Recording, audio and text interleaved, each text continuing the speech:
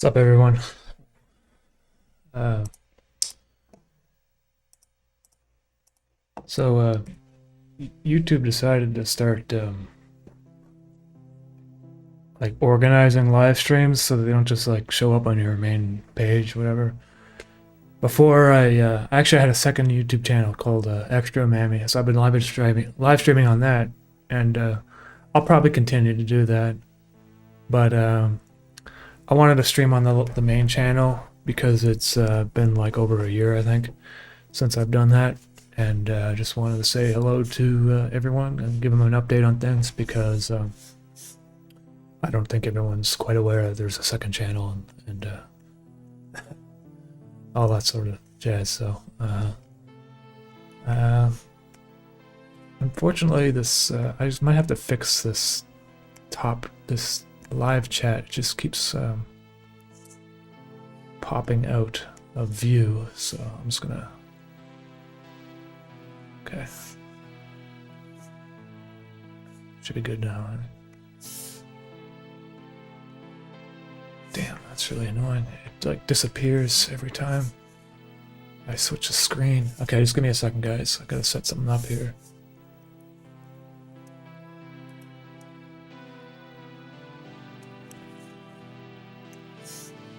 Yeah, so I've been like working on episode 5 of safe mode. Just trying to pop out chat. Here we go. Okay.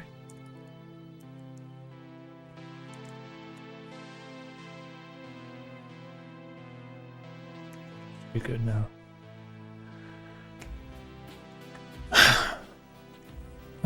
Yeah. Okay, so I've been working on episode 5 of safe mode. I've been working on a massive kind of sponsored video, which I don't like ever do sponsored videos, but this company gave me creative control and a good budget to work with, so I'm gonna be doing that for the rest of the year, while also I got a full-length album coming out in a couple weeks. So Saint Kowalski, hey, cool man, thank you, appreciate that.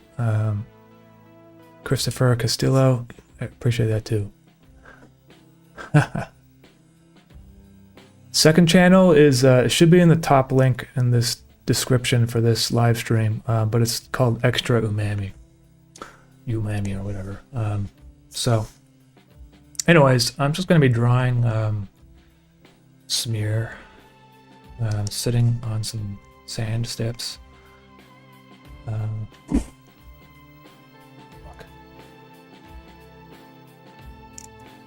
I heard a slam sound.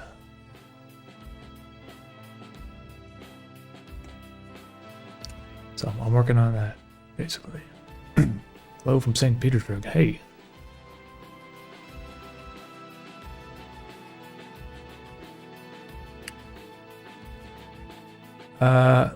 Love your art. Any thoughts on the whole AI art / voice AI debate? Sure, man. So I've been like into AI tools like long before any of this shit even blew up. Like I remember promoting like Chimney Alfonso's voice is an AI voice, and that whole kind of like click adventure sort of thing was done by this company called Replica AI, and they were one of the first to basically recreate voices of people based off of recordings. From a voice actor's perspective, it's probably not the greatest news because it means I don't have to hire a voice actor for certain voices. However, at that time, the voice wasn't super good quality. I mean, Chimney Alfonso kind of sounds a little bit messed up, obviously, right? But I wanted that kind of sound for him because it was sort of like a point-and-click video game. It was supposed to kind of like aesthetically match, Also, hiring a voice actor to do like 26 different video character just lines that's a lot, And when I was doing the choose your own adventure sort of thing, it was actually super helpful to be able to just have like change the lines and just generate the lines, because if I needed to make any changes with a real voice actor, I'd have to like hire them to like do the changes. It would take, you know, days, and then I'd have to clean up the audio, and otherwise I could have just generated it like that. So in the point of like making like a simple web game or whatever, I mean, I don't know if like I would have made that Chimney Alfonso video had I had to hire someone, because it probably would have cost like thousands of dollars of voice acting. So there's an argument to be made there that some of this stuff wouldn't exist, and it's not necessarily taking it away from like, you know, a voice actor or like an artistic person. Yeah, so this album that I'm making, that I've been working on for like half a year basically. I went to this recording studio called Pierre Marchand Recording Studio in Montreal, and there's like 5 piano tracks, and they were recorded on a Fazioli grand piano, which is like a super expensive grand piano, and Jonathan Turgeon, I'm not sure how you pronounce his last name, but he was a pianist that I hired as well, and he did a fantastic job of playing the music. So this upcoming album is gonna have, it's all like real instruments, like well, except for the synth obviously, but the synth is a real instrument, but it's not like a software VST of a piano or anything like that. It was pretty expensive, not gonna lie, but I think it makes a huge difference. Yeah, anyway, so the thing about that is I'm making this like visualizer for the video, right? And usually I just do like an animated loop, because I'm not gonna animate a 40-minute video, you know? But I decided to do something a bit different this time, and I generated AI imagery. And I know what you're thinking, oh, this is gonna be some cheesy shit, but I think the stuff that I generated, it's kind of, it's like, I don't really know how to describe it, but it's sort of like images you might see in Silent Hill, like the video game, if like you took photos with like a 2003 like digital camera, and you took these photos with like the flash on, and then you took them of like the monsters and stuff, and you ran away, and then you just like went back home, and you had all these images on your phone. That's kind of what the images look like, and you'll find out when you see them later. Some of the images I've actually, like, I generated the AI images and then I photoshopped them together, so like they're combinations of AI imagery. And then there's some of the images are actually real photos that I just took myself. I mix them in. So it's kind of like when you're going to watch the video, you're going to be like, some of this looks real, some of this obviously doesn't look real, but then there's some stuff that has been generated, but it also looks real, and it's going to creep you out, I think, a little bit. I'm going to be honest with you guys, I really hate the fucking people on Twitter that are anti-AI to the point where they like hate you, like they'll get angry at you, you know, like they're fucking like, they're like calling you out for AI out and those sort of thing. And I'm just like, you know, it's the same thing with NFTs, okay? Like suddenly, like if you're gonna like tell an artist how to make their own art, and if that includes generated art or NFTs, if you're gonna tell an artist you can't make money a certain way,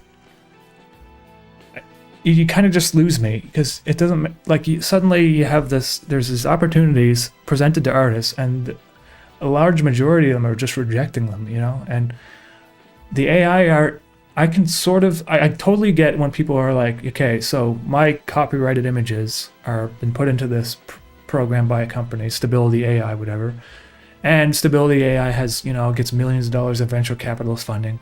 I totally get that, but that's not an argument against AI art. That's an argument for you to reinforce your copyright and go after these companies. And if you are able to see that it's replicating your art in a certain style, and you're able to prove that they used your images to make those images, then you have a case to go after them and sue them, and in which case you can make some money off of it. Okay, but that's not, like, AI art in general is it's like a revelation in like creative technology. It's like the biggest thing that happened since maybe iPhones or the social internet, like social media. It's like huge. And I think to reject it and not embrace it, not try to use it creatively to help you, is going to be a big mistake by a lot of artists out there. And you know, I look at it like this, you know, this AI art, all this stuff that's coming out right now, all these tools and stuff, it was inevitable. It was going to happen.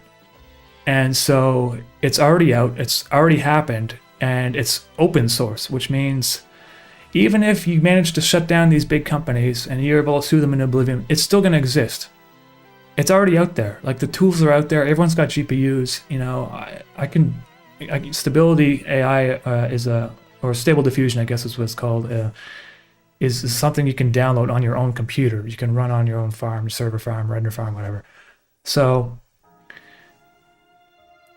you know, you can do what you can to go against these companies, but at the same time, you also have to consider that if you are deciding to make the claim that transformative artwork should be, you know, it's not valid and is something that can be copyrighted, you're actually going to end up shooting yourself in the foot.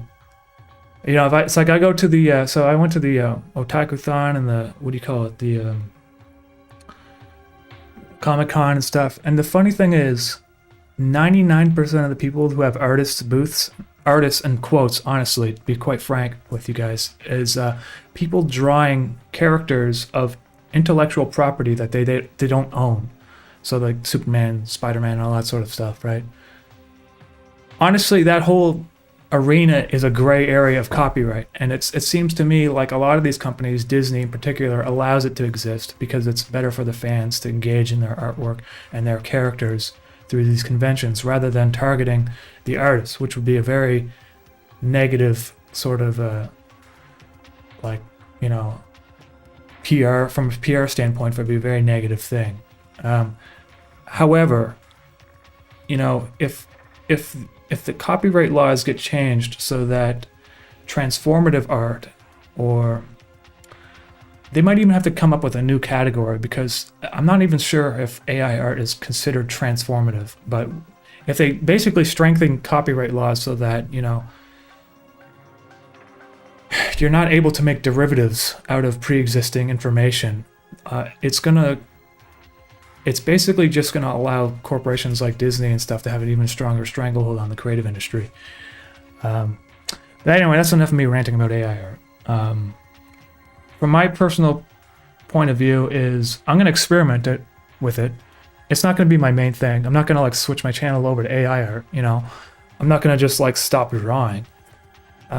But I think it's something that you should really look into creatively, because I think it's just like it's infancy right now. You know, it could be a massive creative tool in the future. Yeah, so sorry for rambling a bit there about AI art. I just lost my pen. Oh, it's right here.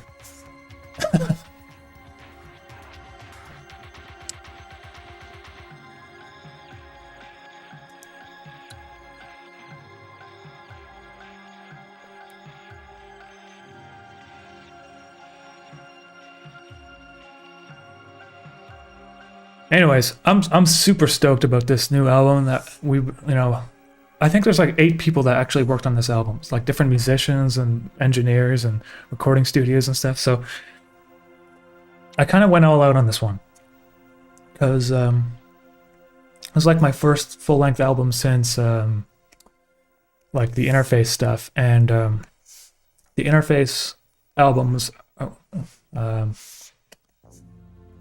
It's not like the Interface albums aren't exactly the kind of music I would normally make. If that, you know, my regular albums are kind of more, I don't know. I guess they're like darker sounding, maybe, or a little bit more. I don't really know how to explain it, with the exception of maybe a Nuclear Summer or whatever. Hold on a second here. Okay.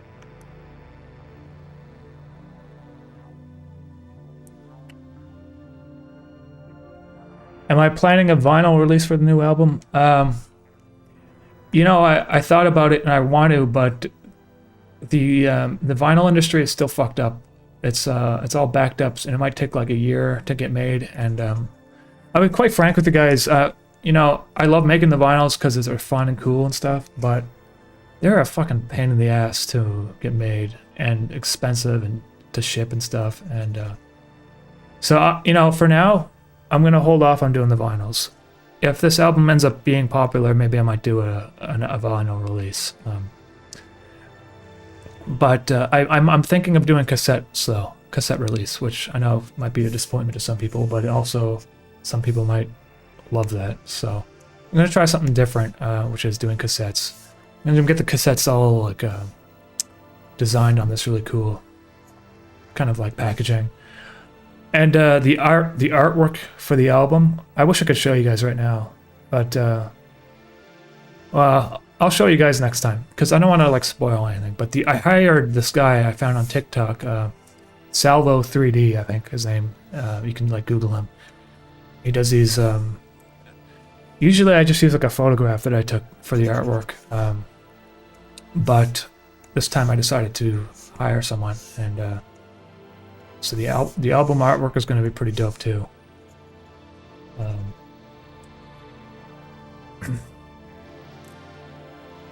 I'm just going to drop the whole album at once. I'm not going to do like a single release. Unless, I mean, I don't know. Is that like the way you're supposed to do things these days?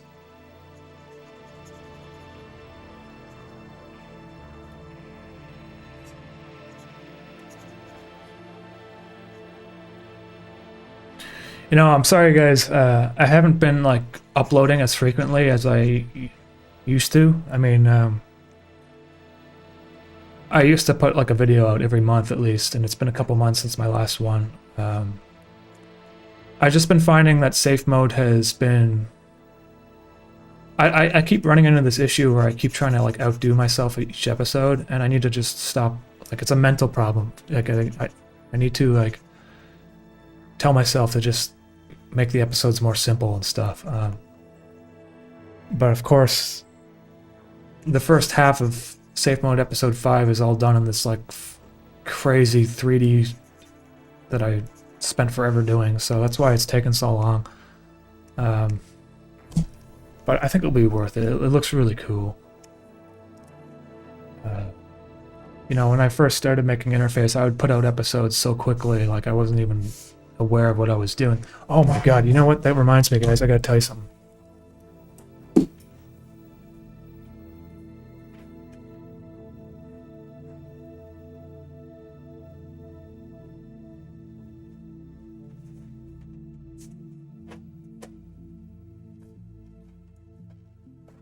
Alright. So, so Carolina bought this book the other day, like a couple weeks ago, and it's called The Book of Symbols. You see that? And it's a huge book. Like, look how thick it is, and it's not like a story. It's not like a novel, or it's kind of like a glossary of like symbols, kind of like things you would see in your dreams. Like if you're trying to interpret your dreams, you can look up some of the things. Like, say for instance you dream about a deer, there's a whole page on what the symbology behind deer means. It's that sort of thing, right?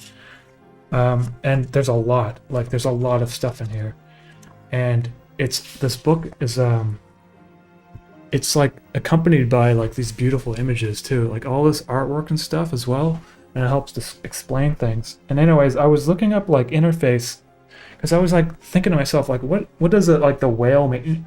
You know what I realized the other like day? Like there's a lot of animals in the interface. There's an owl, there's a frog, there's a bird, there's crows, there's a heron, there's an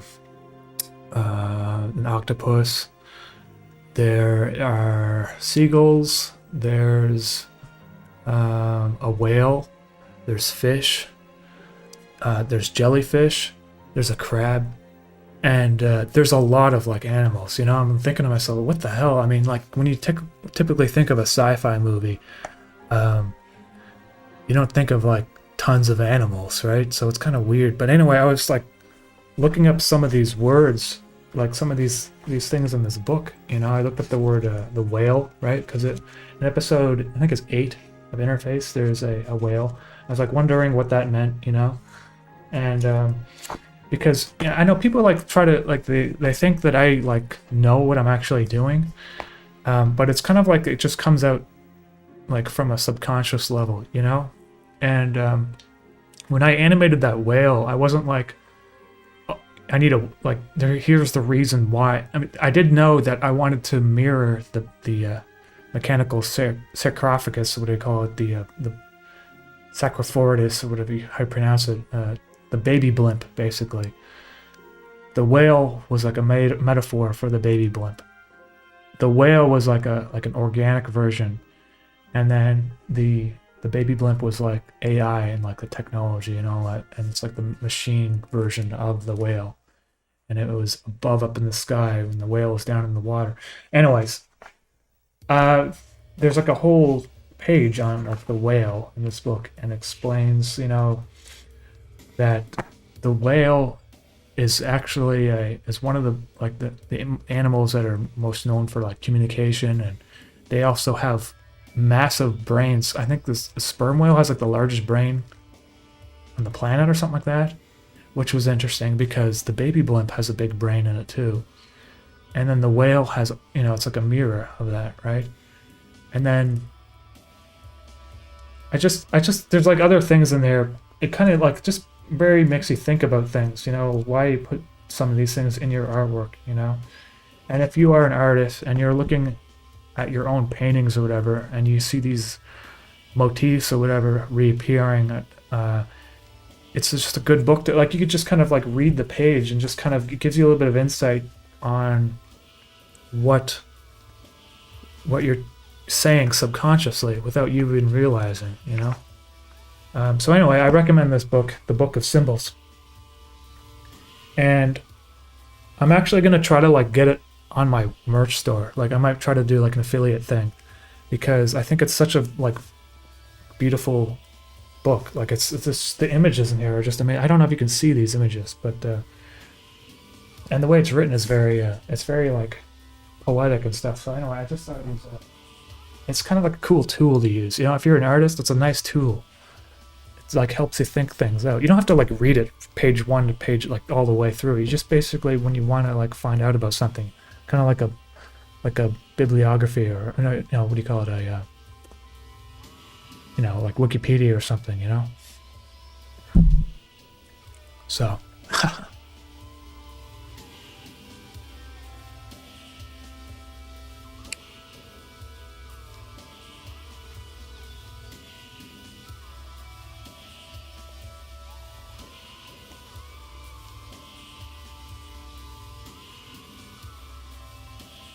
would you make it a graphic novel extends the universe of Interface? So here's the thing. I mean, I don't think a lot of people realize this, but safe mode is like a direct extension of Interface. And although he doesn't appear in safe mode yet, Mischief will eventually come back within the series. And I know, like, you know, it's a slow start, right? And at first you might watch the series and be like, this has nothing to do with Interface, you know, but it's about establishing the characters at the correct pace, you know. And I can't just like go, it's a new story too, you know. I can't just go in there with you know, and I feel like also it needs to be its own sort of thing, which means like if you were to watch safe mode without watching Interface, you can still enjoy it. And so that's why I have been you know, slow to like bring back the themes, and I guess but it's starting to come together. And I think particularly in episode 5 you're gonna see that there's a lot more connection to Interface. Episode 4 actually started to have that at the beginning a little bit. Now it's getting back into the kind of philosophical territory, which is what kind of made Interface, I think, is what made people connect to Interface. Anyway,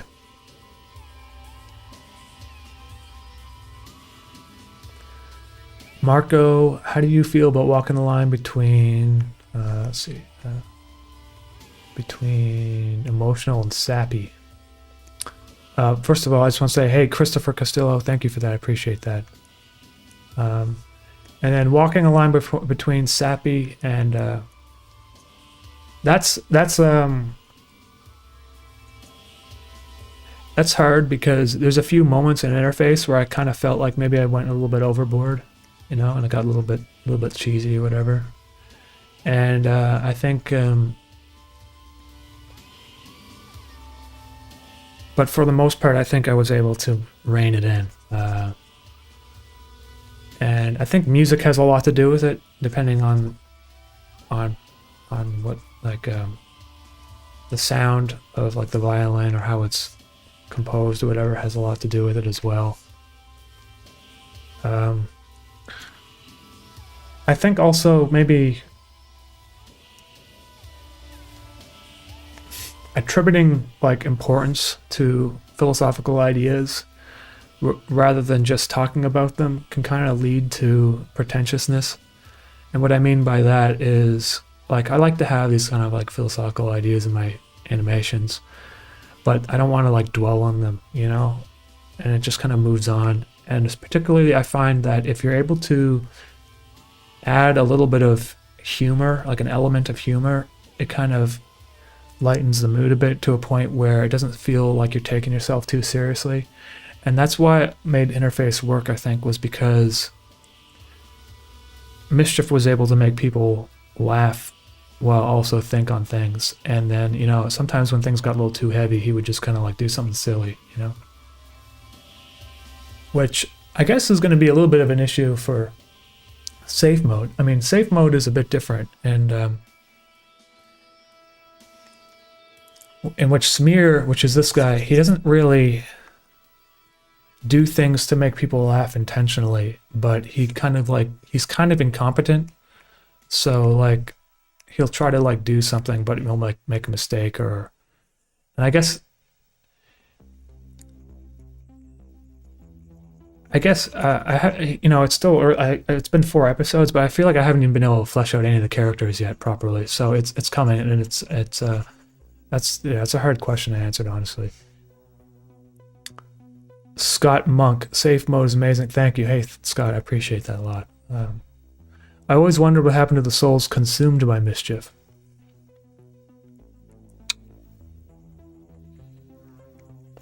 They can become part of Mischief is what happens, essentially. They're all there, but it's like everything, right? It's like when you look at artwork and you decide to use certain colors by an artist that you saw. You didn't necessarily like it basically becomes part of your own artwork, if that makes any sense.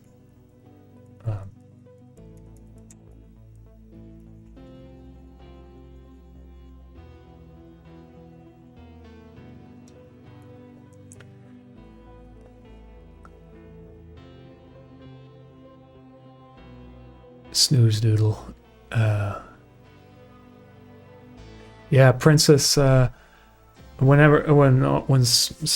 Lana laughs, that's you know, the funny thing about that is all those laughs are like genuine laughs, like, because Carolina does the voice acting for Lana, and she just ends up like laughing while we're doing the takes because some of the lines are kind of silly, and it's nice to just like take a natural laugh, you know, out of that, because they're not like, I didn't like say, okay, now you didn't laugh, and then you just have to like fake laugh. It would feel really weird. I think Carolina is like the perfect person for Lana's character, so it just works.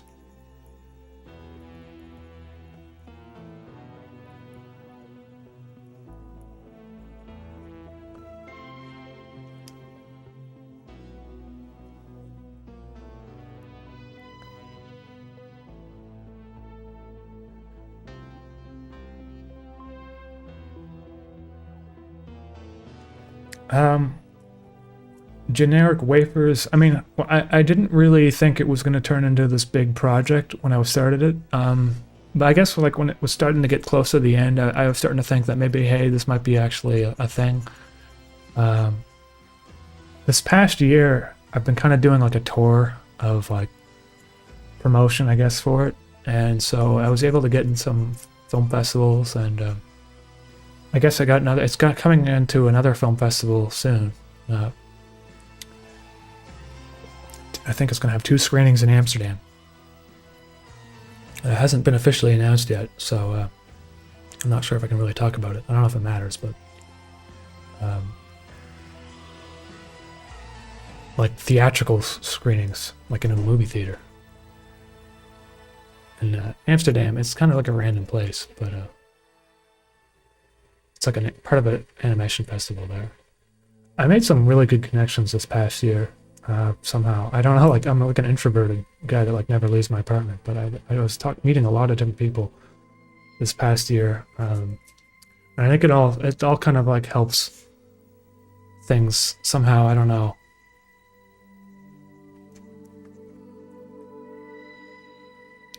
From doing this like festival tour, I've met a lot of animators. Oh, by the way, yeah, there's this guy named Sean Buckanoo, and he's premiering his like animated short called Drone on YouTube today. Let me just look it up, because I want to like maybe I'll tell you guys to watch it after or something. Let's see.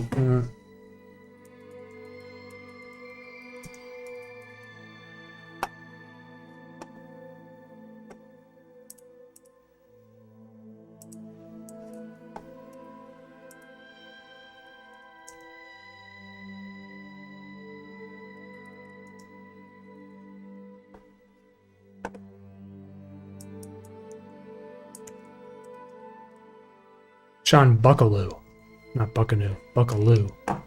And I'll just find his YouTube channel if I can.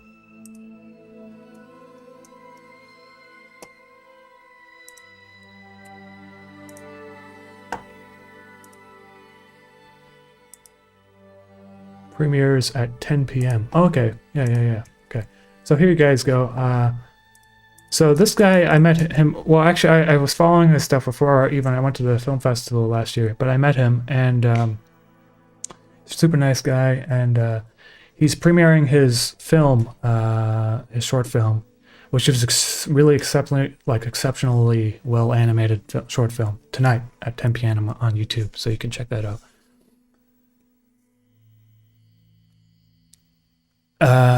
I didn't go down to Los Angeles, you know, as much as I wanted to. It's hard to justify the cost, you know, because I'd have to pay for a hotel and stuff, and it was only like one night, and it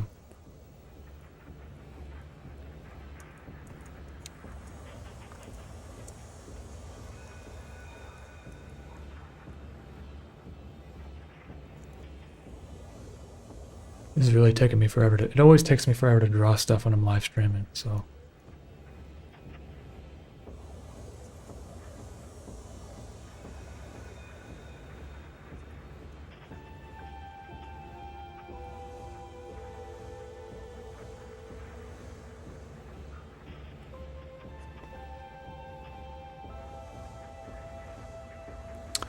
Do we get some sort of explanation on how safe mode works? Smears brings up Lana being in school, but then snooze button makes a remark about time being infinite. I think I may be off here. Yeah, James, that's kind of like the point of this episode now. I want to like kind of just explain a few things. I don't like doing it right away because it comes across as like exposition, but I feel like at this point a few things need to just be said. So that people can get a better understanding of how exactly this world is working.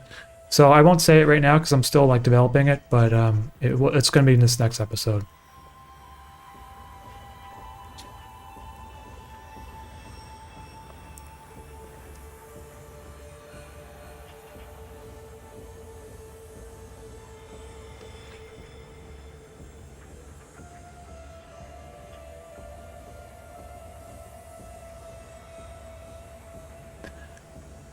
Galileo Gaming, have you seen the new Felix Colgrave animation Donks?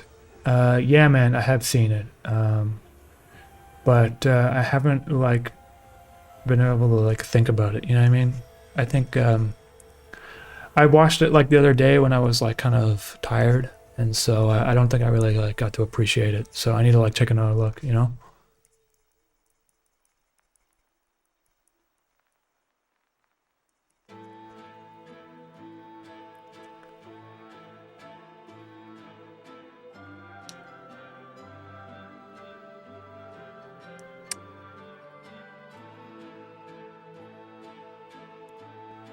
Ravelin, Railvin. Hopefully you come into just north of California as an artist enclave. I appreciate that. Thank you. I mean, yeah, I'd love to come down there sometime. Maybe sometime in the future. I don't know.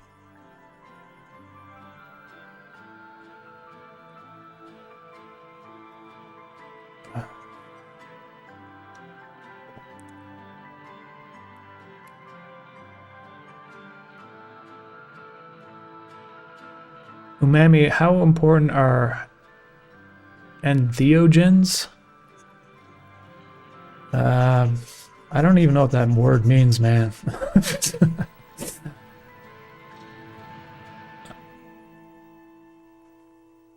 Let me just look it up.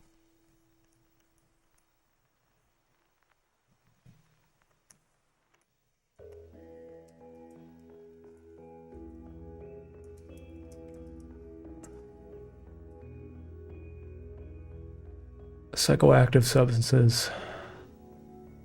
Oh. So basically just like mushrooms or like marijuana and that sort of thing.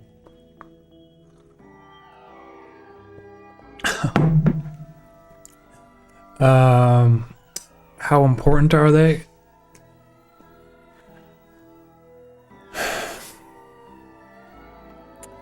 So, you know, I have actually made some music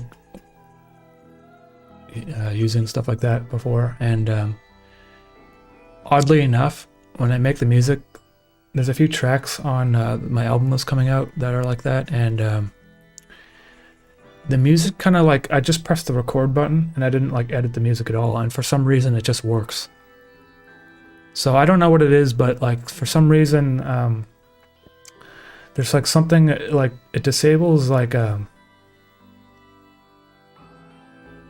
self-censorship in your head, if that, and when you apply that to music, it kind of allows you to make music without overthinking it, and the end result ends up being a little bit more loose and a little bit more maybe even musical than what you would normally make. I don't think they're like super important though. You know, I think they're important for people that struggle with depression. But if, as an artist, I don't think you need them at all. I mean, I made interface with just you know, just regular. Here's the thing: you don't actually get any work done a lot of times, because you end up just thinking about stuff.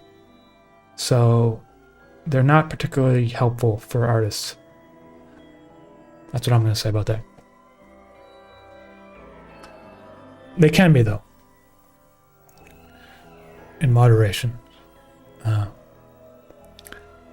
Crispy, I do not enjoy stuff on Netflix and TV anymore, but I'm obsessed with interface and now safe mode. Is there any other work like yours that you would recommend? Hey, Crispy, I really appreciate that, man. And check out the Big Lite Show on YouTube. He's another animator. He's in Australia.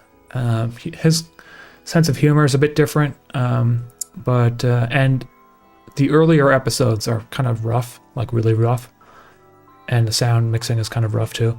But they're still worth. I mean, they're hilarious, and I think you should check that out. Maybe you might enjoy those. But I know what you're talking about, man. I don't know what the hell is going on. There's like, I feel like most stuff that's being made these days just kind of sucks. That being said, though, I mean, like, you know, there's still some great television being made, like Better Call Saul is an excellent program. I don't know if you've ever seen that. You know.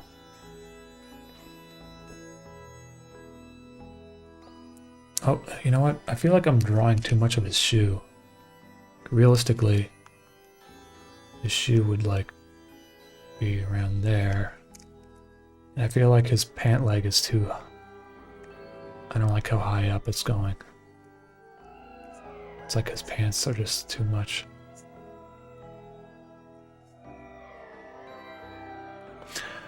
Generic wafers. Hey, super appreciate that. It's kind of you. I really love your artist vision ever since the beginning of Interface, and I love picking at your brain. Would you say Interface's theme is about humans playing God, and Safe Mode is a theme about what is God? I don't think Interface is about humans playing God. I think it's about humans creating God through technology, like some sort of godlike entity, you know? In like the search for meaning and truth and all that sort of thing, humans are always thinking about these sort of things, and the advent of technology has become tools to kind of answer those questions, particularly in science.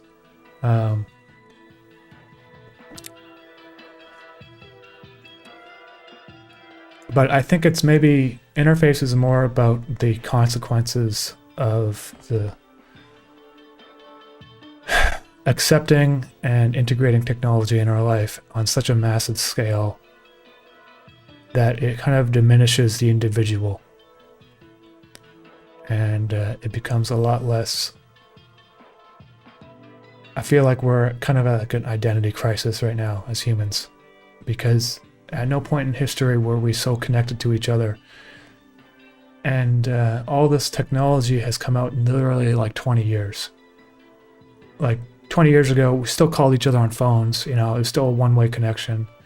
Live streaming wasn't a thing, you know.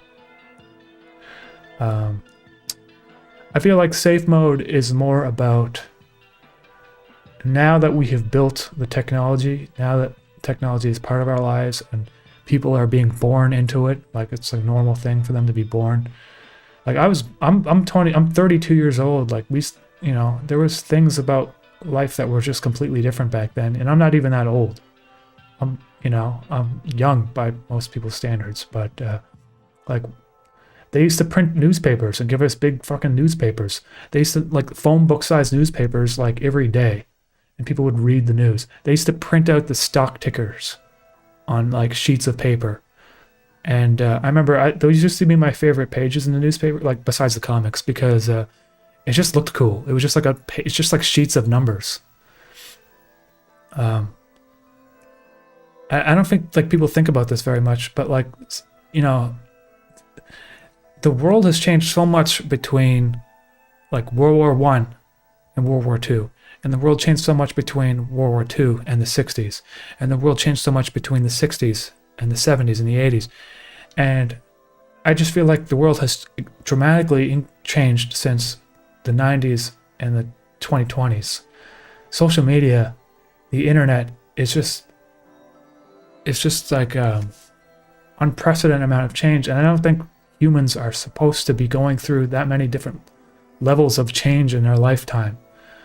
Like, I feel like people are constantly struggling to just keep up with the, like, how things are going, like technology-wise, you know, too. Like, if you're an artist, like, suddenly, you know, a lot of the reason why artists are rejecting AI art is because they're like, well, fuck, I spent all these years developing these skills, and now I have to do this other thing now? I have to learn something else, or I have to be aware of it, or at least know what the potential of it is, or how to include it in my work. Otherwise, I'm going to be left in the dust. And 300 years ago, if you were a blacksmith, you were a blacksmith for life. And if you were, you know, if you made saddles or whatever, that was your skill. It was a trade that you learned. And, you know, if you were a carpenter, I mean, you can still be a carpenter today. There's certain jobs out there, but there's also a lot of jobs that are just constantly shifting. And it seems like if, you know, even if you're a programmer, if you don't learn new programming languages, you're going to be left in the dust, you know. I don't think it's natural to have to just constantly be fighting this ever-ending tide of technology. So I feel like a lot of people are feeling, they're not giving up, but they're kind of like, they're just kind of like allowing it to, like, take them in with a tide almost, if that makes... I don't know. I'm kind of rambling now. I don't even know what the first question was.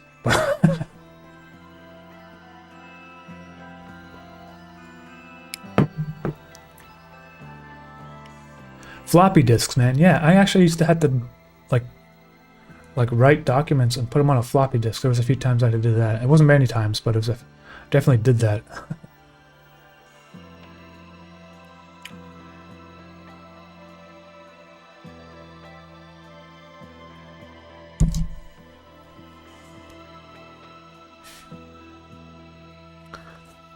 I think maybe that's why like VHS tapes and vinyls and stuff are coming back with such a vengeance. You know, it's because people just want physicality back in their lives. You know, and it's not normal to know everything the second it happens and then have an opinion on it either too. You know, like I don't know, like some people ask me like what's, you know, Elon Musk did something or Trump did something, and it's like, dude, I didn't, like, if this was like 20 years ago and like Ronald Reagan did something or George Bush or whatever, the first, like, you would read about it or watch it in the news, and then it would be like,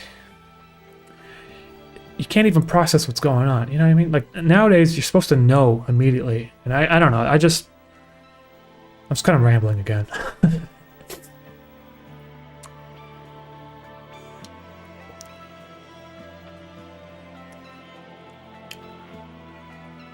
And here's the thing. I mean, like even just being a YouTuber, like I feel like it's like uncharted territory. You know what I mean? It's definitely uncharted territory, and the fucking weirdest thing is, so I don't know if you guys know this stuff, but I had to go to the Senate, like the Canadian Senate, earlier this year. And I was thinking to myself, like, why the fuck am I here? Like, because realistically, there's like bigger YouTubers than me, right? But why am I going here and the government's like consulting about like the laws, you know? And it's because none of this shit, it's like brand new. Like this stuff, this is just brand new. Like this creator economy is like didn't exist even like 10 years ago. I guess once YouTube started monetizing, that's when it really started taking off. Anyways, all I know now is just that, you know, it's going to be a completely different world in 40 years from now when the, you know, YouTubers and that sort of thing end up just becoming basically mainstream media or some shit, you know, or like radio, you know, where it's just like benign almost. Anyway.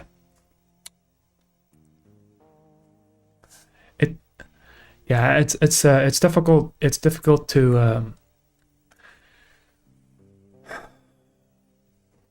think about these things. I feel like a lot of creators out there are stressing themselves because they don't really know. There's no like proven path, you know, and it's always changing. You know. Okay, I'm gonna move Smear down just a little bit here. He's a little bit above. And I think this foot, I don't know if I can do this. Oh, damn. It's fine. Okay, there we go. Smear on stairs.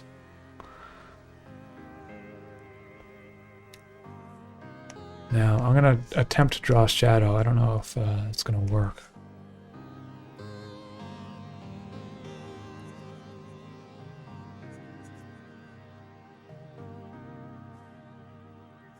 Move it over to here, actually.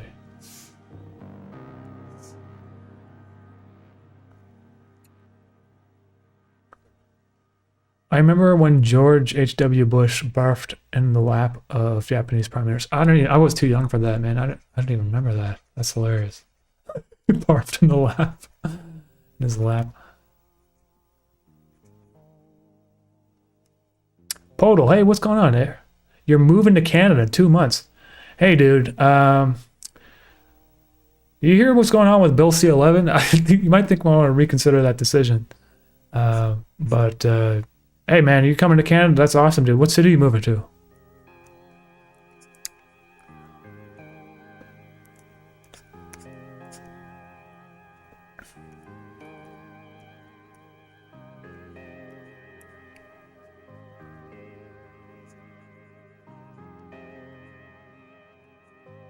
See, this drawing is going to look much better when there's a shadow. It's hard to like visualize it right now, but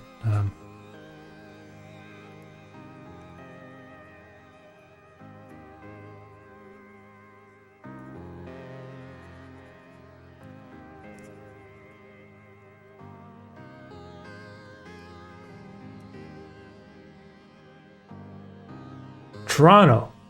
Oh man, why are you going to Toronto? We should move to Montreal. We can hang out together. That's crazy, man. What made you decide to move to Toronto?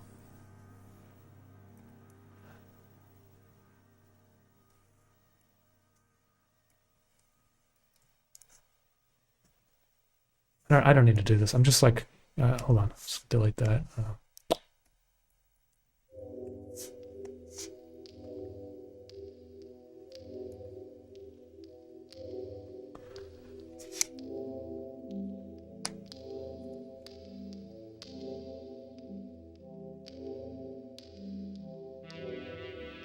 Do you make everything frame by frame, or do you interpolate frames? Christopher, the only interpolation I do is like when I do like keyframing, like if I'm like in After Effects and I tell something to like move over here. I don't like, there's no like hack method, I guess, you know, there's no like blurred frames or anything like that.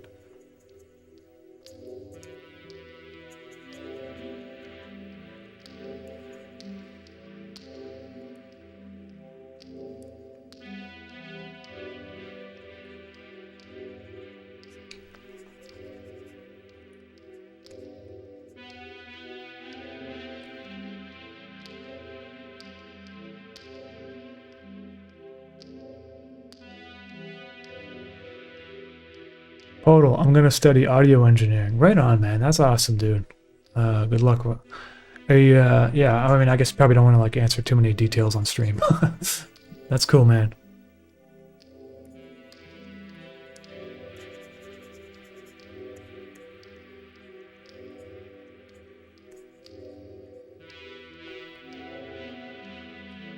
If you're ever in Montreal, just send me a message. JV. Great comments. You summed up a lot of things that people have been feeling. Love your amazing work. Hey, appreciate the super chat, JV. I appreciate that a lot. Thank you.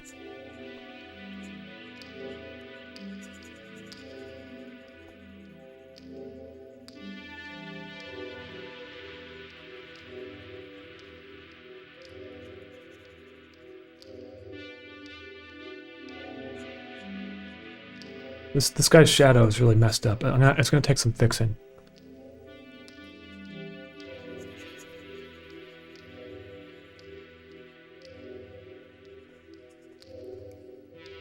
So I think there would be... Would there be shadow there? Not really, actually. No. I think this would be thicker, though.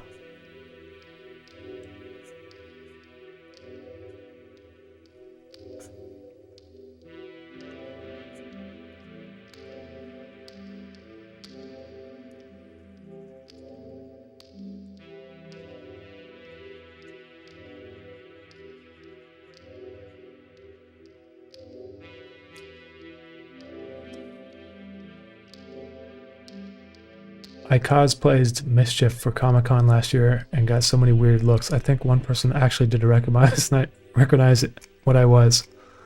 Connie, that's hilarious. Which Comic-Con were you at? Was it the one in San Diego? So last year I was at a lot of them. I was at, well, not a lot, but I went to the Toronto one and I went to the Montreal one. The Toronto one was fucking nuts, man. It was so busy.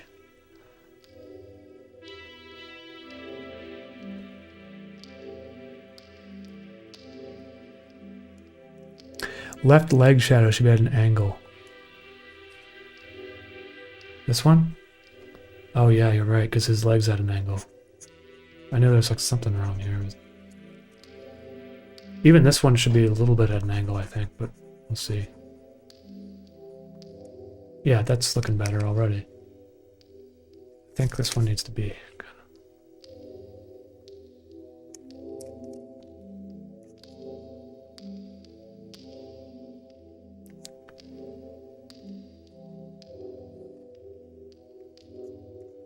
And I think the shadow actually needs to be closer to his head.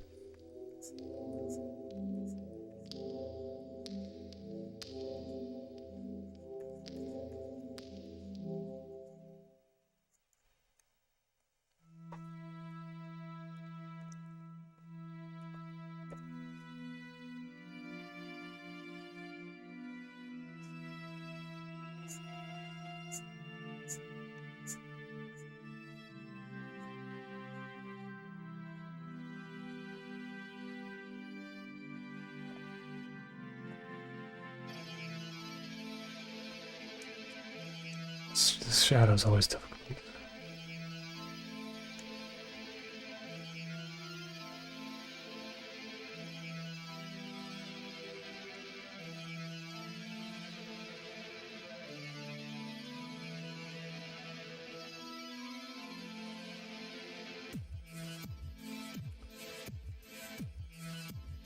Chris Word, hello from UK. I just want to say you're my favorite artist and your work is... Hey, yeah, Chris, I appreciate that. It's very kind of you. Thank you, man. Hex System question. I remember there was a post about a new album coming in February, so how's it going? Oh, yeah, so I talked about that earlier in the stream, but basically it's coming soon. It's like a couple weeks, I think. It's being mastered on Tuesday, so... All the tracks are recorded. It's all mixed. Got this visualizer for it coming out, and it should be out probably maybe February 20th, I'm guessing, or around there. Should be soon.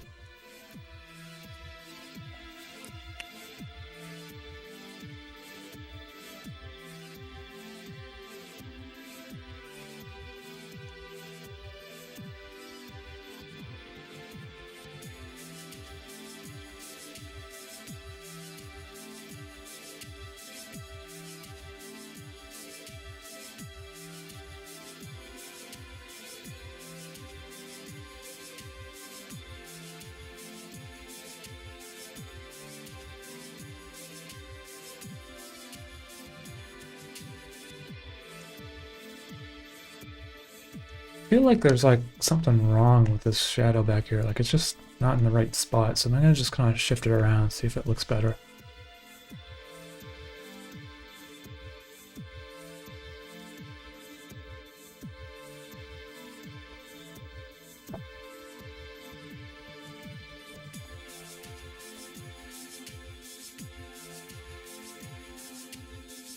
I think it looks better when it's closer to him like that. I think that makes more sense.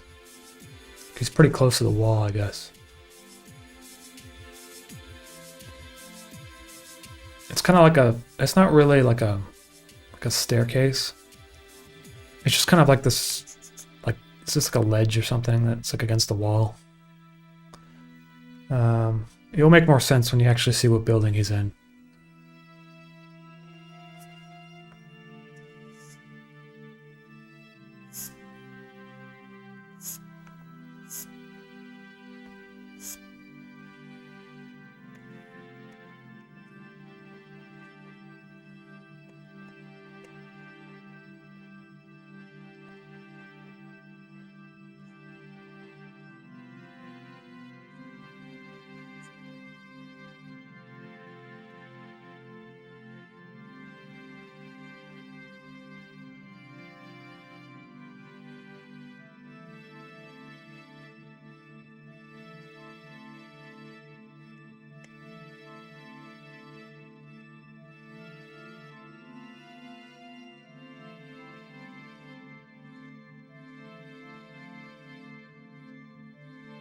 Hello from Serbia. Hello. Hello, 10. Why do you make black copies of different parts, position, shadow, and adjust? Why not make black copies of different parts? Yeah, I mean, I could do that, Marco. Usually I do that, but I don't know. I just decided not to do that. Tarantino, I appreciate that. Thank you, man. Have you ever considered doing a channel dedicated to BTS? I think we do really well, kind of like Quarter Crew. So Kooky Themes, I have a second channel called Extra Umami. You just type that in the Google search, or it's actually, it should be at the top of the description of this video. And I haven't been putting like BTS stuff there, but there's like random videos that are somewhat related to my animations. I guess I could do BTS stuff, but honestly it would just be like, I don't even know what my BTS would be. It'd be like me sitting in my underwear, like looking depressed, basically. So if I'm being honest with you guys.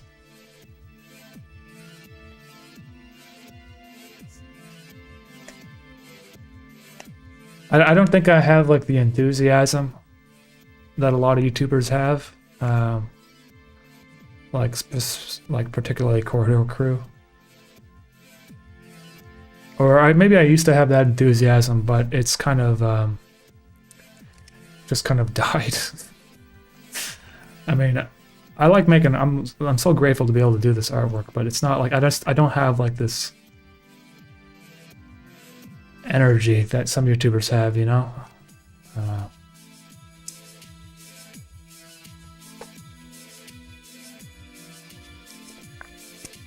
Hey, Umami, have you ever watched Cyberpunk Edge Runners? Sorry, man, I haven't.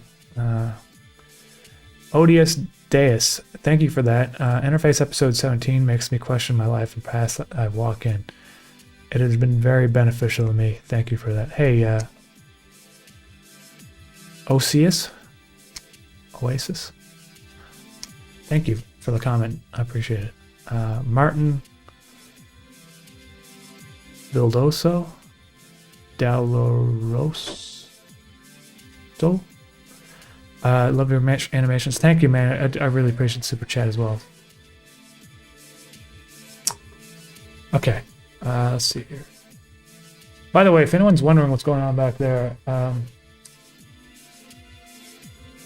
there's you can find out who made those tapes in the description of the video.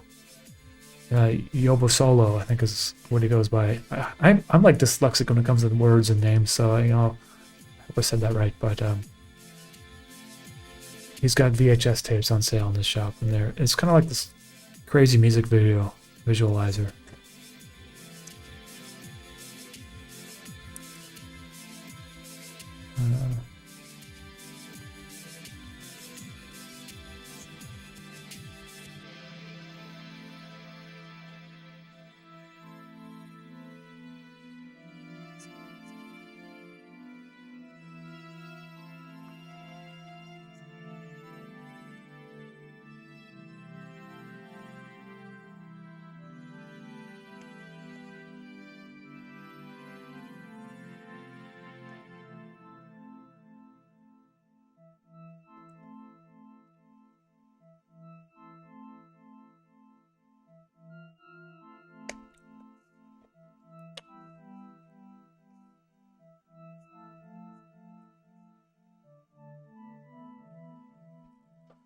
Canyon has a second channel called uʻmmäʀmi where he just sort of does podcasting about stuff happening in the community.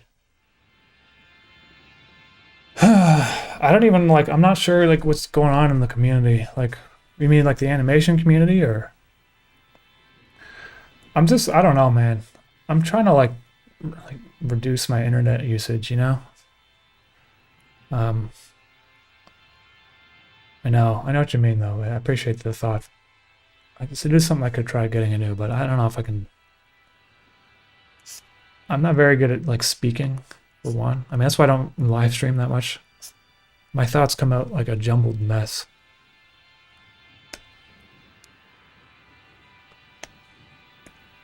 Okay, there we go.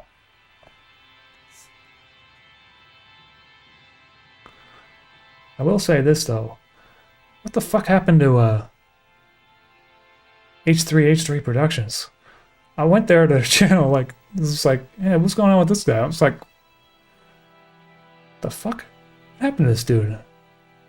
I just like, I don't know what's going on with that guy. I mean, I guess the last time I checked was like 2017. I don't know, man. Things change, I guess. Sensormi D mischievously has become me. Sensormi, I appreciate that, man. I appreciate that a lot. Thank you, my friend. Railven.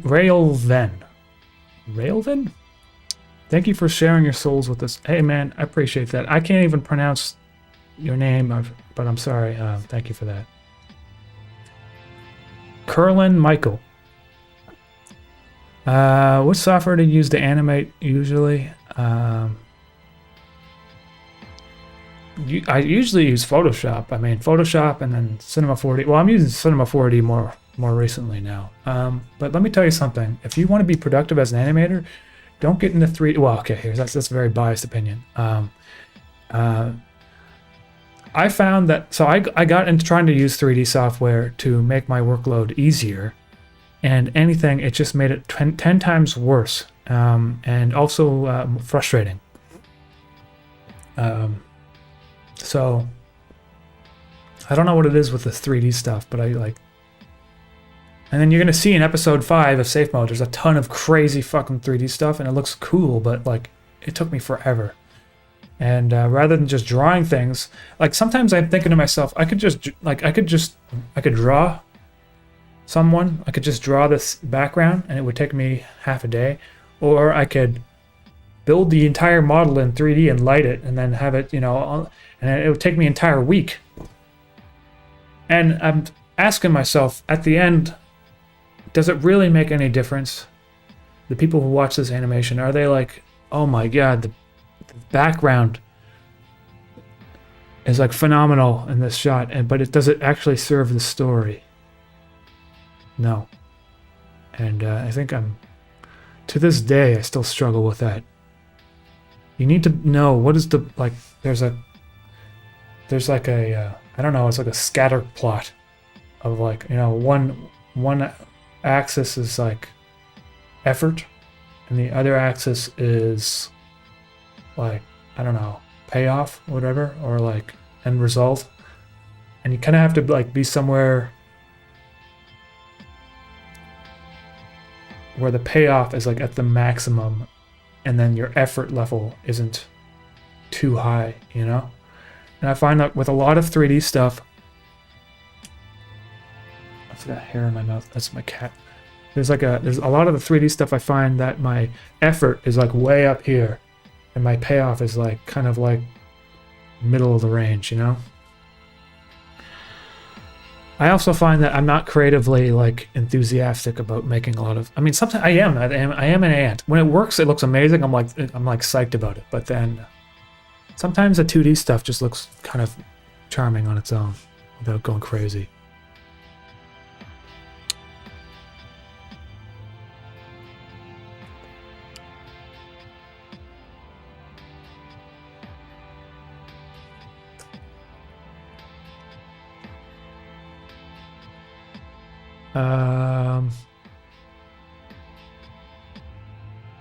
Junibog, I appreciate the comment. Thank you. Hey, Crab Lord, what's going on?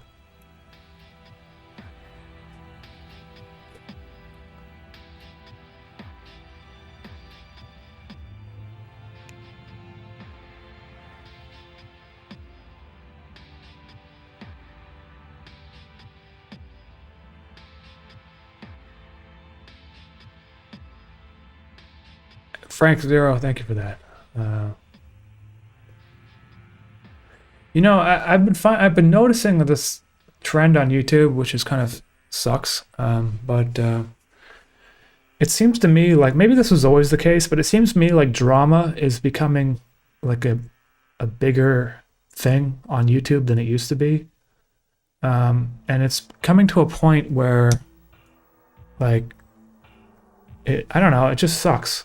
Like, I feel like there was kind of like a good period of time on YouTube when drama wasn't like the thing, and now it seems to me like, I don't know, I guess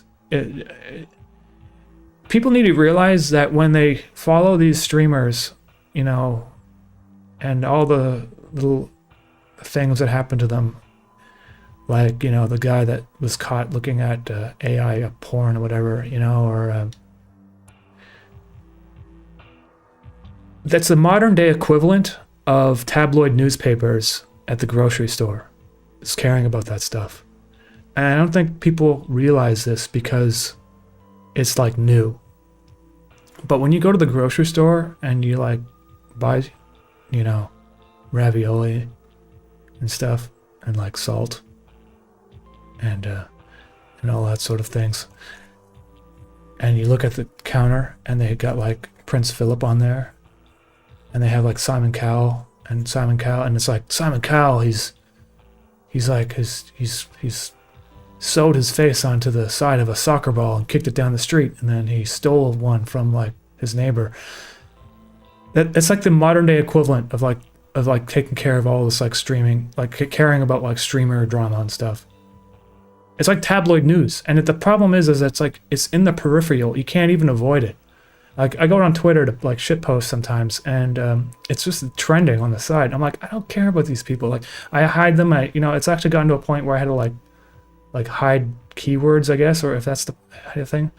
Anyway, I'm just kind of rambling again, like turning into a fucking rambly old boomer. But I don't know, man. I feel like the drama is kind of like taking over YouTube, it seems like, or just the internet in general. And it's hard to like, I want to like avoid it, you know what I mean? But it's still there.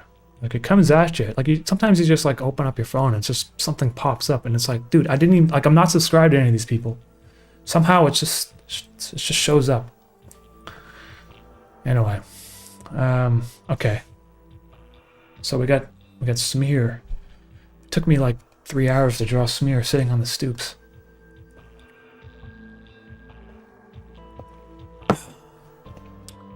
Now I have to draw snooze button.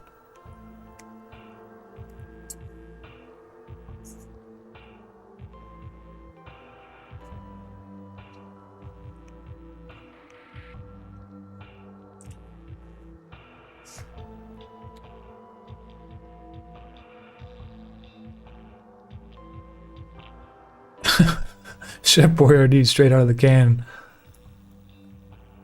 Umami, how do you feel about what you do? Is it something yours or something that is coming out of you that you are grateful for but not really yours?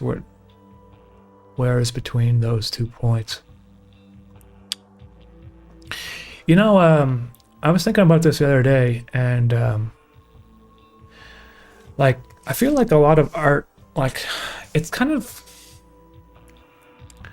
okay. So let's say I make a musical composition. Yes, I made that musical composition, and I might have been the first person on earth to arrange the music notes in that particular order with that particular color of instrument, you know, and so I can claim that as being mine. But there's only a finite amount of ways. There's only a finite amount of musical motifs that sound good. And there's only a finite amount of ways to make a painting. There's only a certain amount of colors. And I feel like the more you make art, the more you realize that you actually don't have as much freedom as you think you do. And when it comes to music and stuff, it's cool that we're able to copyright. Like, yeah, I made this music, I copyright it. And then the reason why we do that is so that we can retain ownership, so that we can pay ourselves and that we can form a business. And, you know, it's a capitalistic, which I am pro-capitalist. I know there's a lot of people on my channel who are anti-capitalist or whatever, but I mean,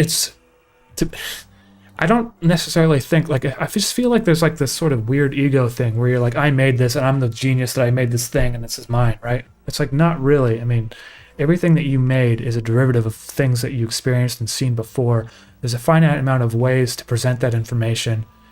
And let's just say I make some musical composition on the piano, whatever. If we were capable of searching the universe, like the trillions and trillions of stars and galaxies and trillions of planets out there, I'm sure there's life out there, which probably, I'm sure, has some music too. There has definitely had been there must be at least a few instances, at least a couple, where they've recreated the same music in different places. And I feel like nowadays, this is kind of more of it's probably I'm just pontificating about some garbage, but it's when you're creating art, you're not really creating it, you're just kind of discovering something. You're discovering something that already exists. You're basically presenting, you're arranging ideas in a presentable format. You're like curating you're creating like the universe when you create art. You're not actually creating anything. You're curating like the stuff that exists around us in a way that other people can enjoy. Much like a curator at a museum will present things to you in a way that makes sense contextually, an artist does the exact same thing, except instead of using paintings, they use pigments. And oftentimes I'm finding now that yes, skill is attributed to your as you do an artist, you can work on your skills and stuff, but I think taste is almost as important, if not more important, than your skills. It's definitely more important. It's like 90%. Taste is like 90% of getting there as an artist, because taste is all about curation of ideas.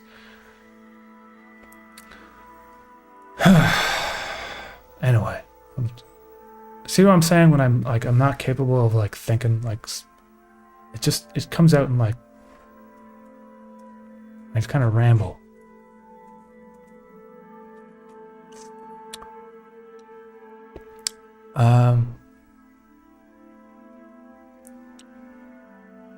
Library of Babel. Yeah, actually, Crab Lord, I did see that Library of Babel. That's an interesting programming thing for sure. And there is ways that you can search up like whole words and stuff too. Somewhere in the Library of Babel, there's some pretty good stuff. It's going to be impossible for people to find it. It's kind of like that dude that like copyrighted every composition of music. Like he used like a software to do it. I'm starting to think that becoming an artist now is less about like making something that's great or trying to strive to make something great. And it's more about like contextualizing the things that you are making against one another as a greater thing.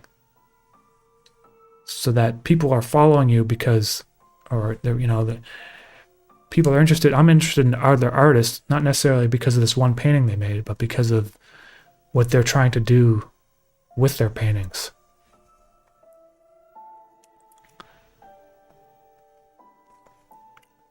And that rubs up against the people who are against AI art a lot, because they see art as this kind of end goal when the art is not an end goal. I mean, it's kind of more of a finishing artwork and stuff and creating artwork is not an end goal. It's like the end goal is creating of it. It's the coming up with ideas. And anyway, I don't know.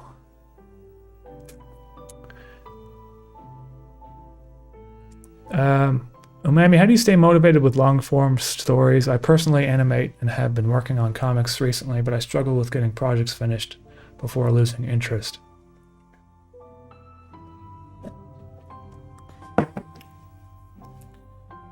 Secondhand, I think maybe the issue is that you're approaching it from the idea that you're creating something long-form from the get-go.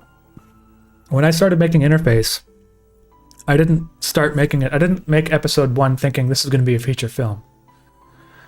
So you're setting yourself up for failure because you're putting a huge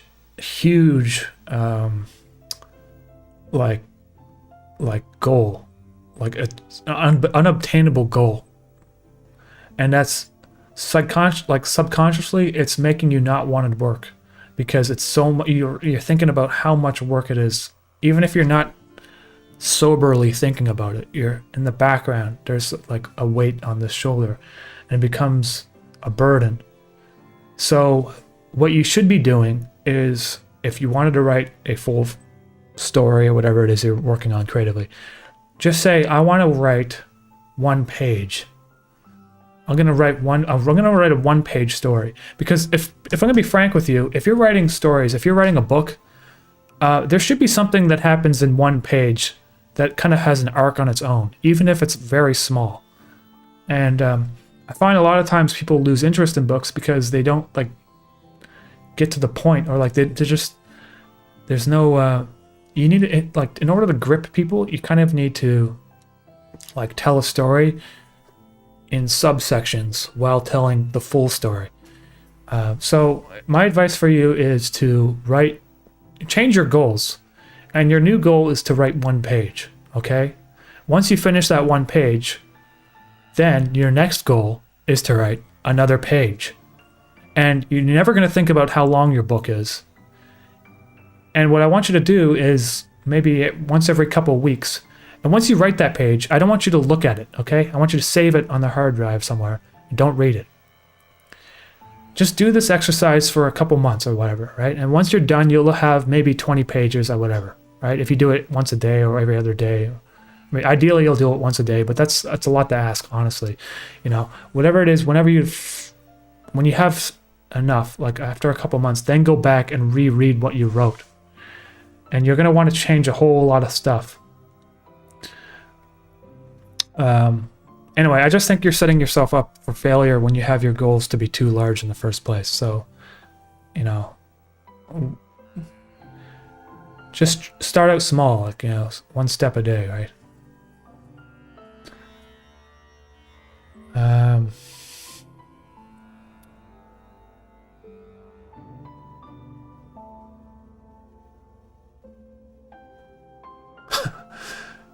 Being a mechanic and explaining to people what's wrong with their car is hell. Yeah, Christopher. Yeah.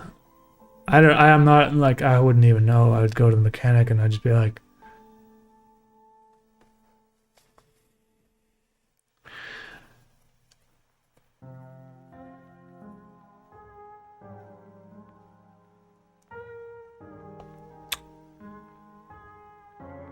is your cat in heat? Maybe a random question. It seems like every cat goes in heat at the same time. Well, my cat has been spayed. I don't know if that has anything to do with it.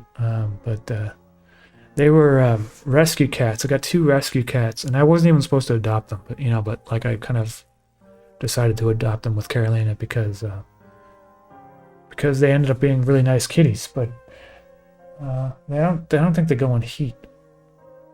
Or one of them's a female cat, so.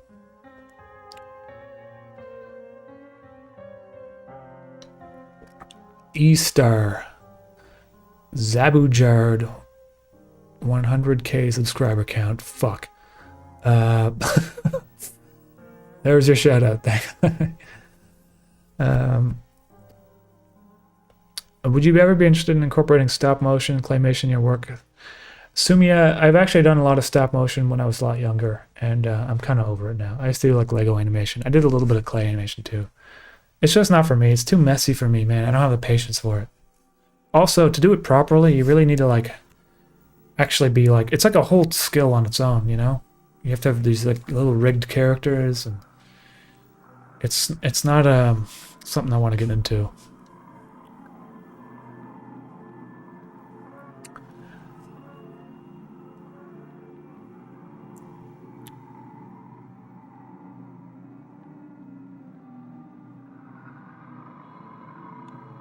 Yeah, Scrub Munch.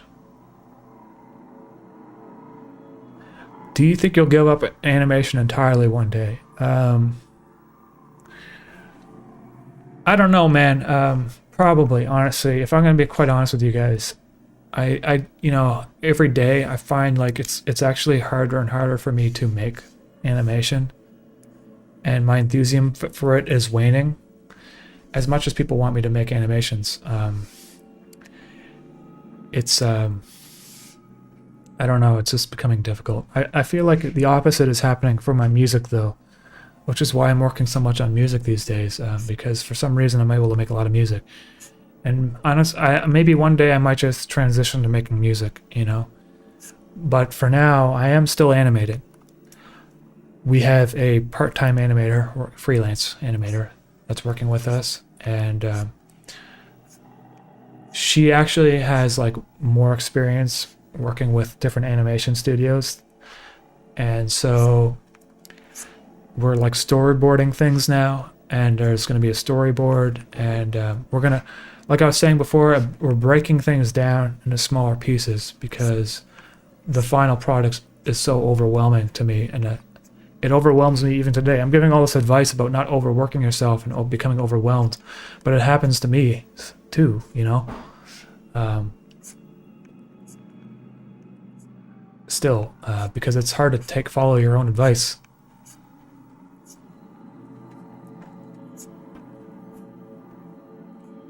I don't like how a droopy snooze button. She needs to be more like perky. It's like, yeah, there we go. She's only droopy when like Smear says something dumb.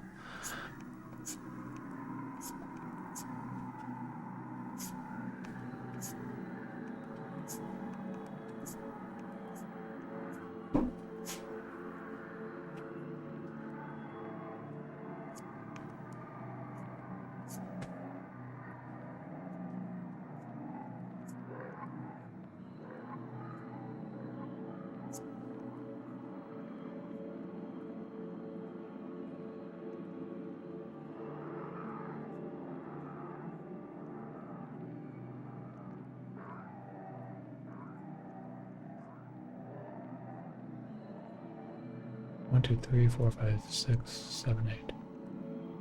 Usually I draw 8 petals on her. It depends. Sometimes it changes.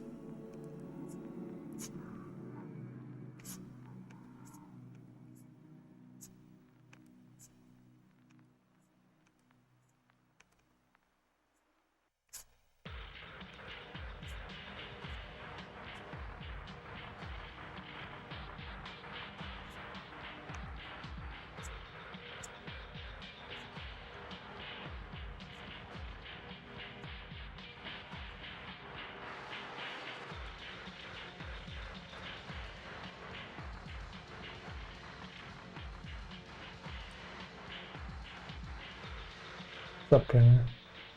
Some coffee? Okay. Oh, look at you.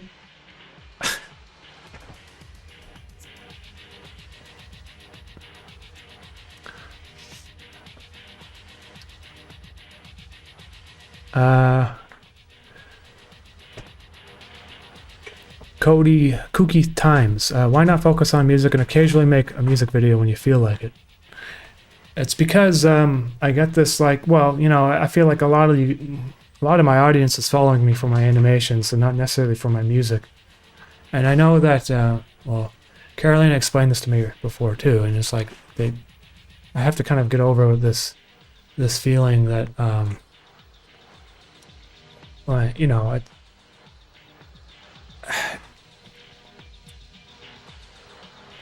I think I will eventually start transitioning into doing something a little bit more different than animation. I just, I needed like some time to more think about it, I guess. I don't know.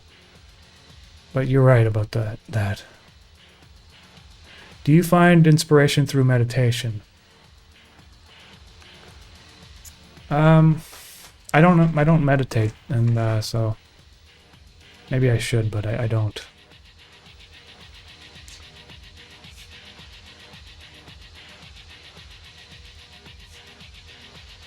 And I know David Lynch, he does a lot of that.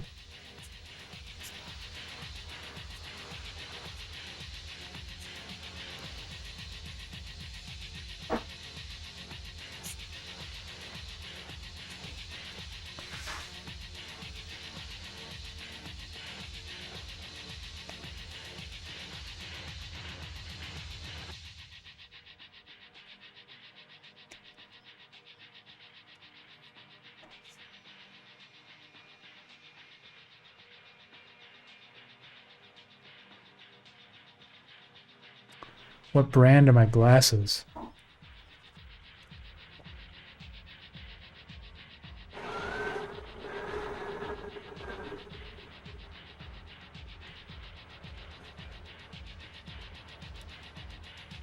It doesn't say. I don't think there's like a brand. Oh wait, what's that say? Just a number.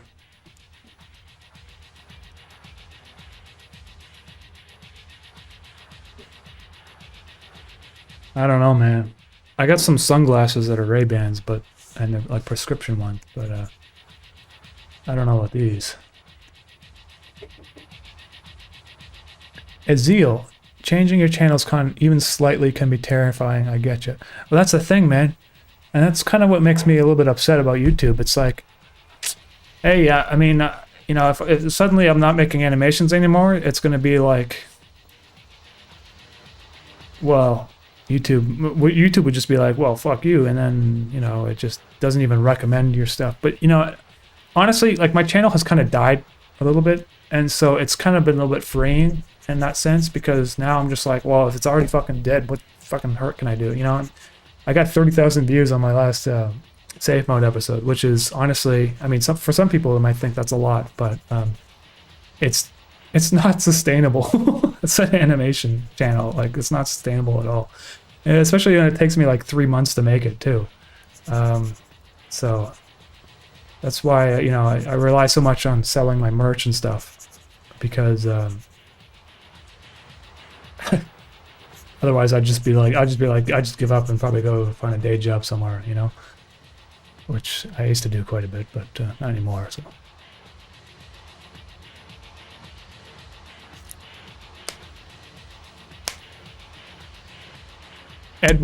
Alex Edwards just bought some vinyl. I appreciate that, man. Just got a record player. That's cool, man. Enjoy it.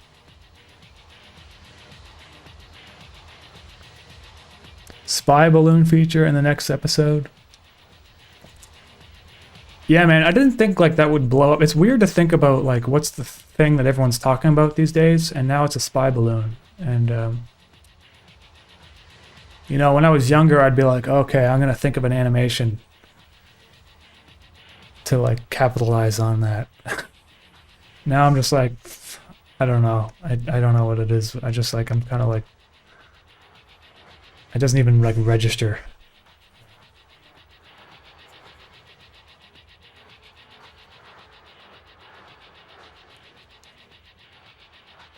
I don't know what's going on with that spy balloon. I mean, I feel like if the Chinese were actually spying, they'd be a little bit less obvious about it. So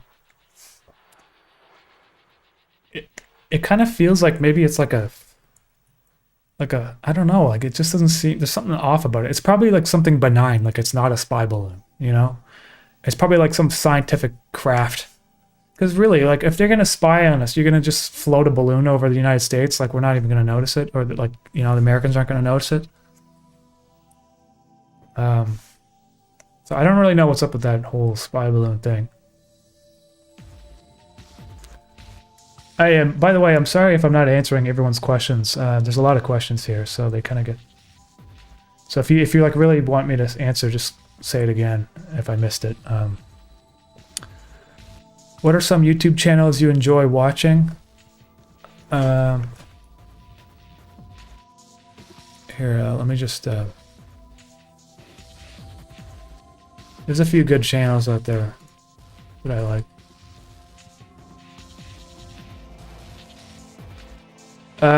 David Bruce Composer. He makes a lot of videos on music theory, which I find to be really well made. David Bruce Composer. Here, let me just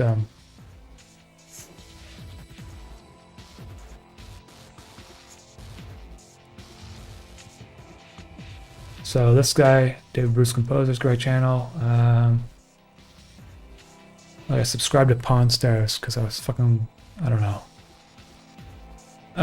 Joe Kappa is a hilarious animator. He's doing some stuff for Adult Swim. I really enjoy his kind of like these animations. Halloween episode. Scooby Snack. And it looks like he's like doing well on here now. Like I remember when I subscribed, his channel was like not doing so well, but it looks like he's gotten a following on here, so good for him, man. That's these videos are pretty funny. Who else is there?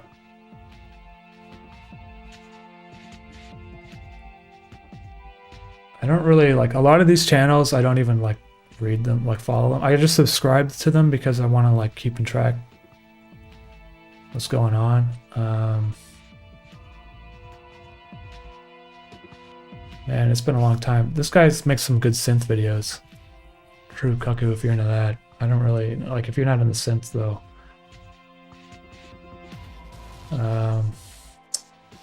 Panel 5 with Andrew Callahan.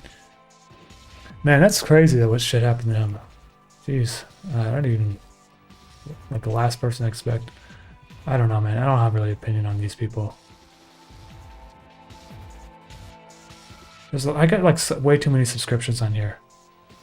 Oh, well, obviously Voon. If you're into animation, you're going to want to check out Voon. I'm sure you guys already know who Voon is. She's like way bigger than me, so.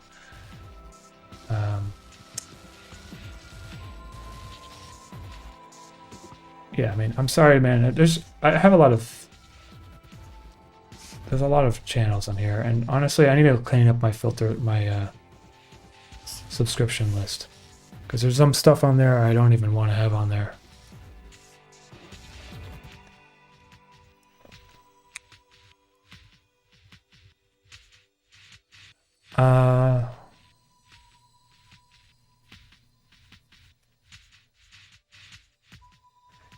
They flew it over the biggest missile silo in the United States with all the Minuteman ICBMs.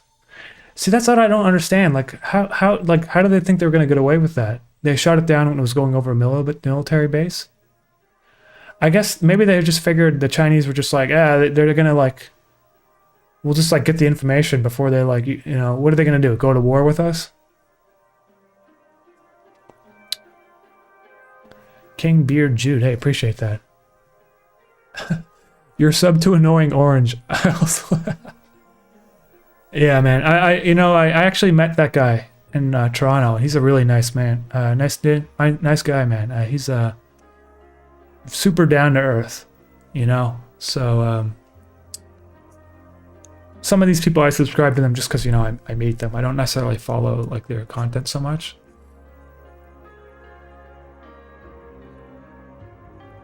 But he's like an OG YouTuber though. He's like from back before like even monetization was a thing.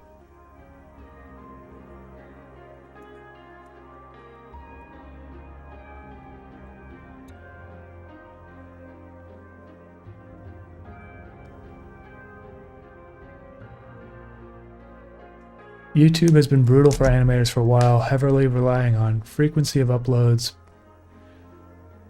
Yeah, man, Afghanarand. I mean, I get it. You know, it seems to me like there's some animators that do really well, though. There's some people that can manage to break through the... Like, Voon is an instance, and is a case where I think her content is just, like, so good that it somehow, like, supersedes the the algorithm. But I think there's, like, a problem with, like, channels that have, like, different stuff on them. Like, if you notice her channel, it's just all animation. That's it, just only animations. And that's why I was kind of hesitant about, like, adding my music to my main channel or, like, mixing live streams in there. Because I think that if you start, like, mixing in things that aren't exactly the same, it, like, affects your algorithm ranking. And so, but, you know, at this point, I don't care anymore. I just fucking don't care.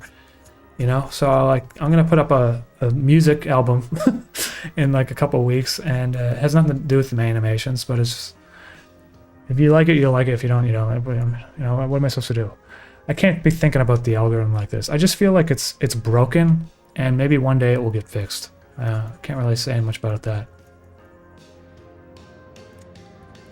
You know, it's discouraging because YouTube is like hell-bent on making shorts this big thing, and I don't think that's what's going to salvage like the relationship they have made. You know, I don't think it's going to fix any of their problems.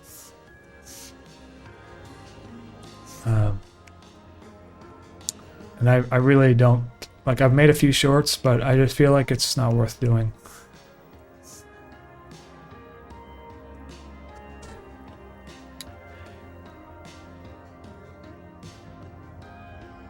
Holy Hand Grenade.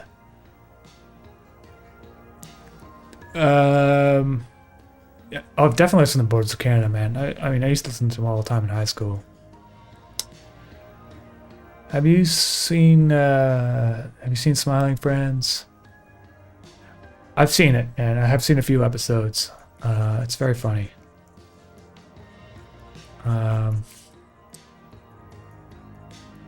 You know what? Now that fucking Rick and Morty just got like imploded. I think maybe Smiling Friends is like perfectly primed to take over Adult Swim. Because I don't think Rick and Morty is going to be the same without Justin Roiland. I have no fucking clue what that guy did. But I'm just saying, like, the show's like tainted now. It's got this like weird taint. It's like smells. So anyway, I think there's it's kind of at that point anyway. That show's been around forever, right? And so like, I think something else is going to take over now. And it's probably going to be Smiling Friends. I think they seem to have a very strong fan base.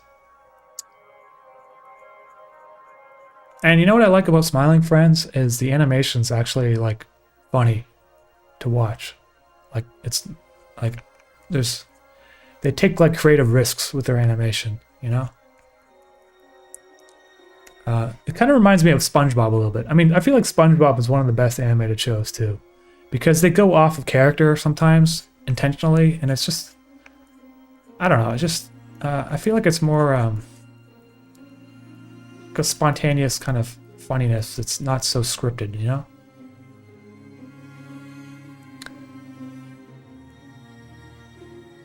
Yeah, Zeal. Shorts are ruthless. Yeah.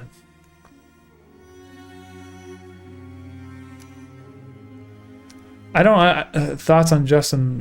Yeah. Oh, sorry. I don't really have thoughts on him because I don't know anything really about him. So all I know is that he did have those screenshots of those conversations. If they are real, they're fucking cringe, man. But I'm not gonna attempt to make any opinion on someone that I have never interacted with.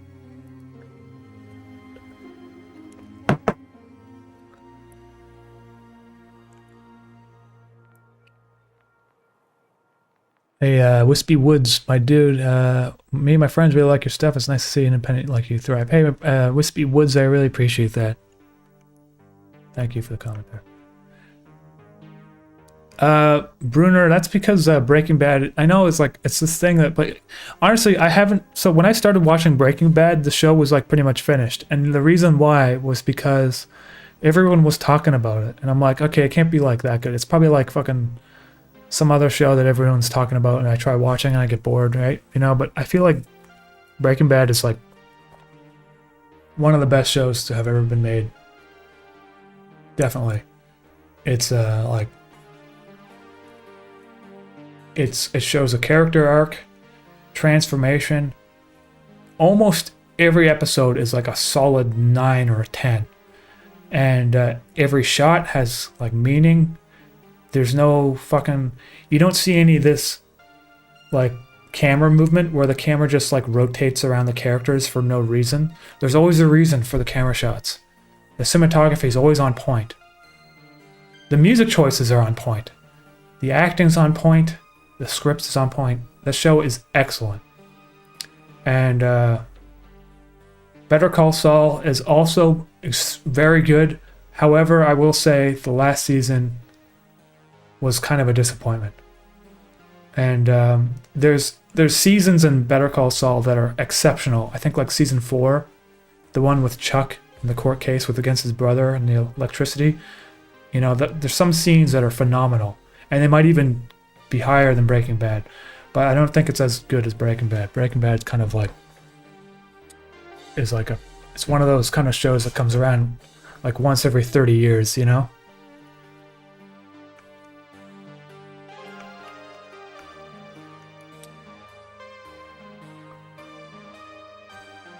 Better Call Saul is a lot slower, and it's still good though.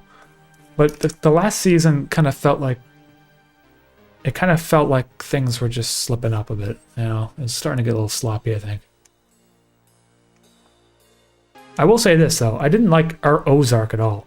I thought that people were recommending Ozark because it's similar to Breaking Bad, right? So I tried watching it. The first season was actually pretty good. But then you watch the second season, and then the third season, and then you watch the fourth season. And I ended up watching the whole goddamn thing just because I was too invested in it. And I was so disappointed that the main character, I forget the guy, the main guy, he never changes. The entire 6 seasons, he's the exact same character. And also, they like write out his importance later throughout the seasons. Like, he becomes less important. And then his wife, Wendy, becomes like the main character. And then there's like, I remember like watching that show and like they would just kill people. Like, there was like no meaning or merit or thought behind like when people died. So the people just like bad characters would just die in the most fucked up ways. And then almost in the next episode, they would like reintroduce a new like villain, like immediately.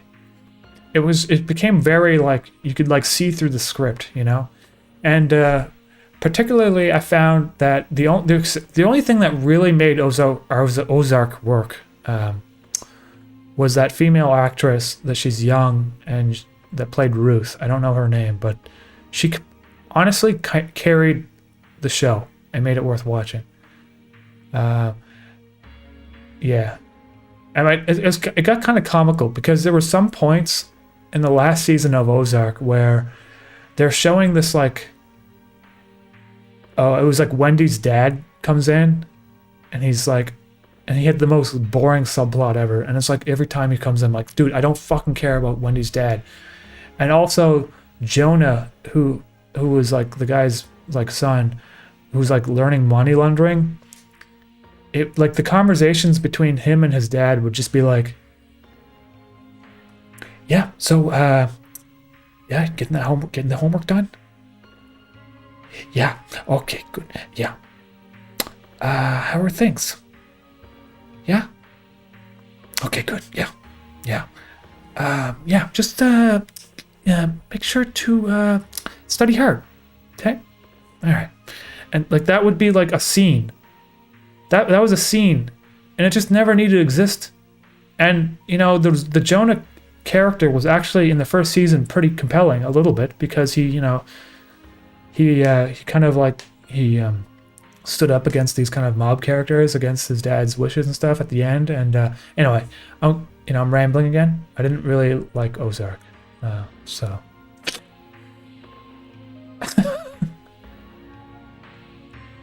Marty Bird is his name. Yeah, I forget his name, character's name.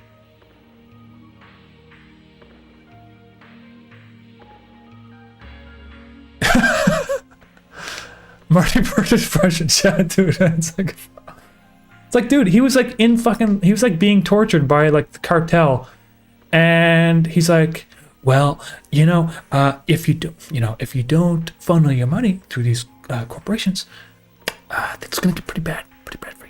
And it's like, dude, you just had your toenails ripped out like one scene ago, and you're like back to your old self again. Anyway. I think Ozark had potential. Anyway, what am I doing here? I'm drawing snooze button over here.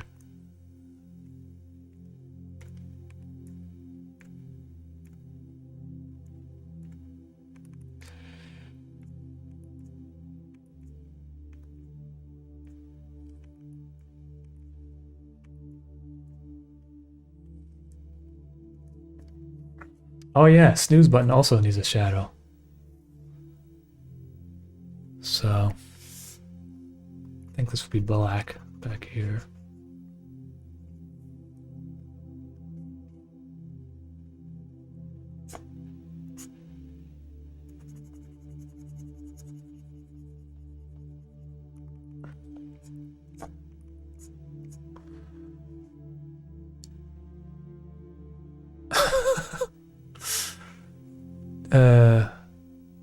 Severance. I haven't seen Severance.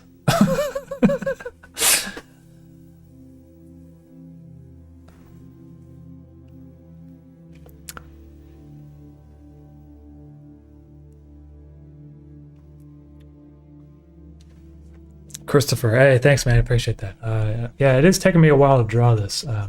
I also need to draw Lana later, so maybe I'll draw her after I get snooze button done here.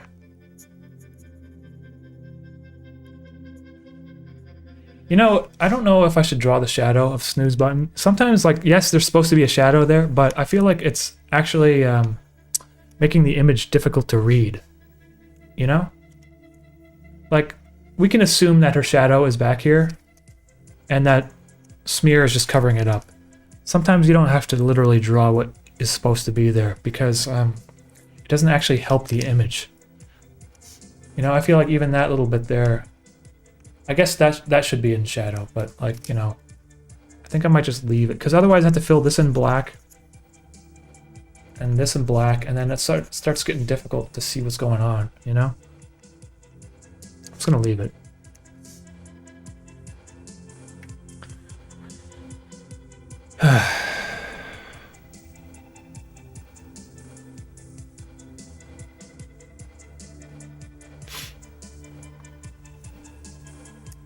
Excuse me. Have you ever considered making a short in a completely different style? I actually have tried experimenting with doing a different style, and it's just the video is incomplete, so I'm not sure if I want to finish it or not. It's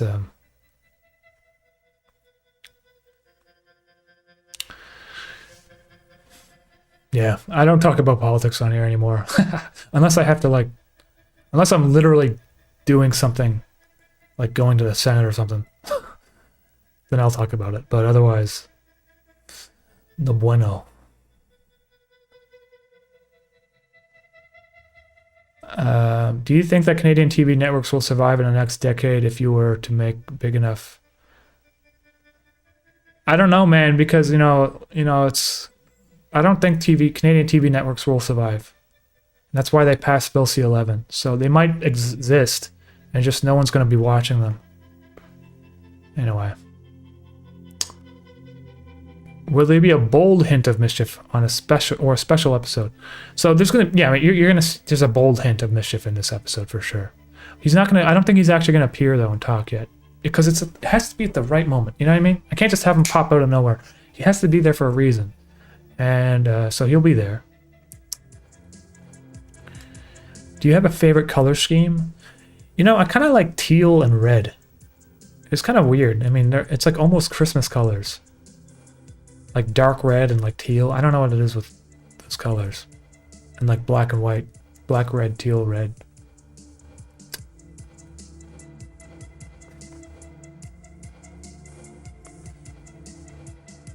Trailer Park Boys? I can't watch. Dude, I think they stopped being funny after like season whatever. Like, I don't know. It's just become like it kind of just feels like I haven't seen anything recent from them, but their first movie was good. I think it was like decent, and then the second one, I don't know. There was like some scenes where the production design was so bad. It was like literally a room, just with like some fold-out tables, and like there's something that they printed out on a printer. And it was supposed to be like an immigration office or something like that. Yeah.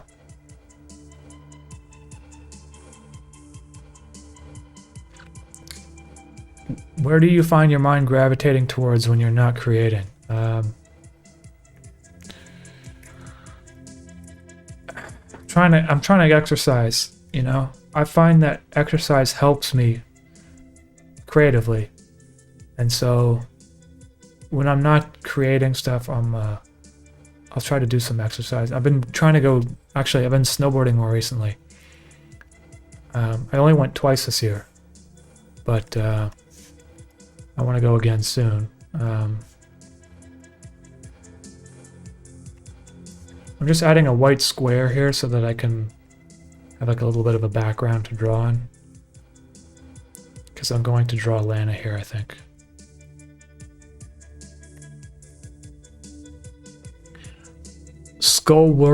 Wolf Kurt. Hi, I love your interface and safe mode series. Can't wait to see the next episode. Hey, thank you, man. I appreciate the super chat a lot. That's kind of you, man.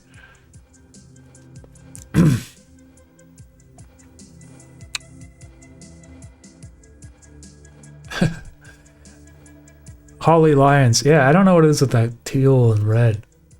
Like Carolina's like, those are Christmas colors. Why are you obsessed with Christmas colors? It's not Christmas colors. I think that Christmas kind of ruined the whole green red color palette. It kind of like, it's kind of like Hitler with his mustache. Like no one can use it without thinking about him. Well, no one can really use green and red without thinking about Christmas. But for some reason, teal, which is like close to green, and red and like dark red, it's kind of my favorite color palette. And like hospital teal, like hospital green, you know? I don't know what it is with that color.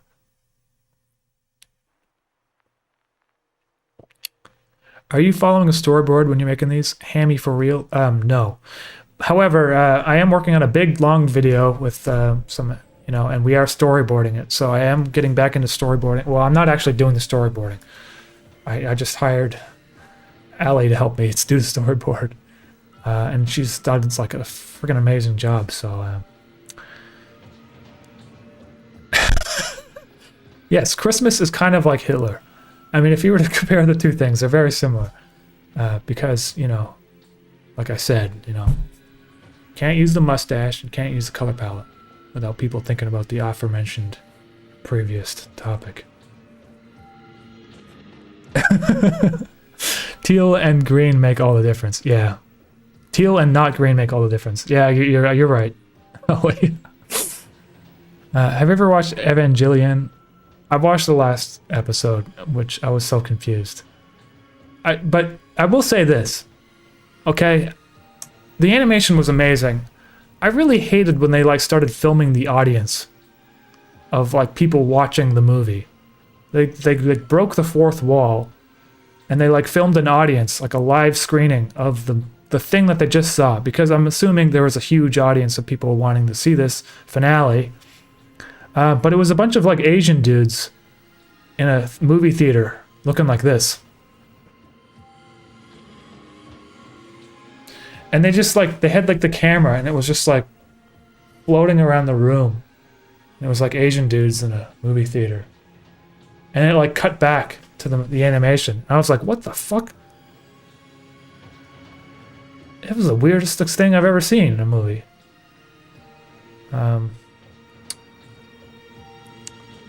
So I don't even know what's going on when I watch movies. Sometimes I just like click on something and I get confused. So sorry if that wasn't like the best review.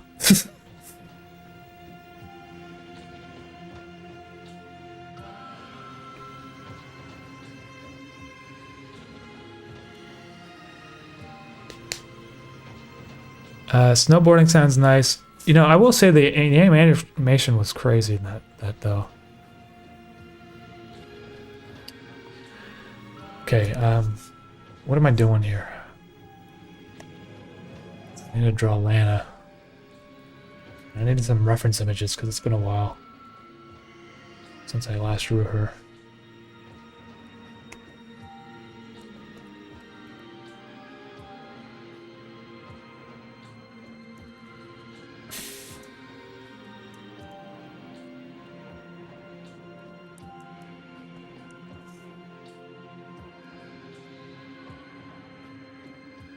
Oh, she's like, I like the way she looks. I think she's a fun character. Now, I'm not gonna like, I'm just putting it down here so I can, maybe I'll just like keep her up here so I get an idea.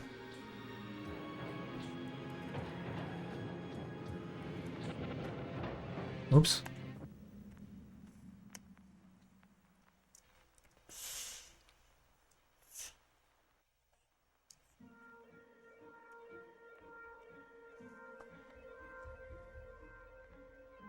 Are you a David Cronenberg fan? Yeah, man. Well, I'm not a super fan of him, but like,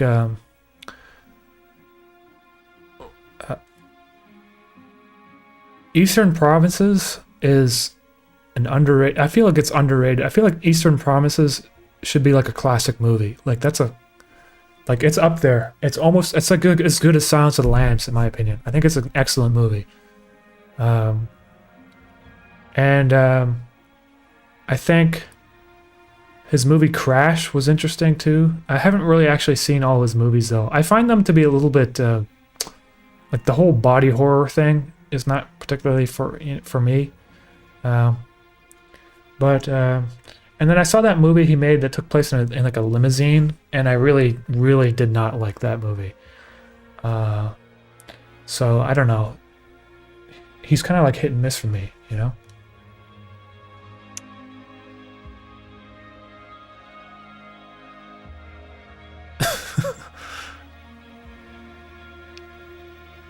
Is it true that Canadians and French Canadians have an eternal blood feud?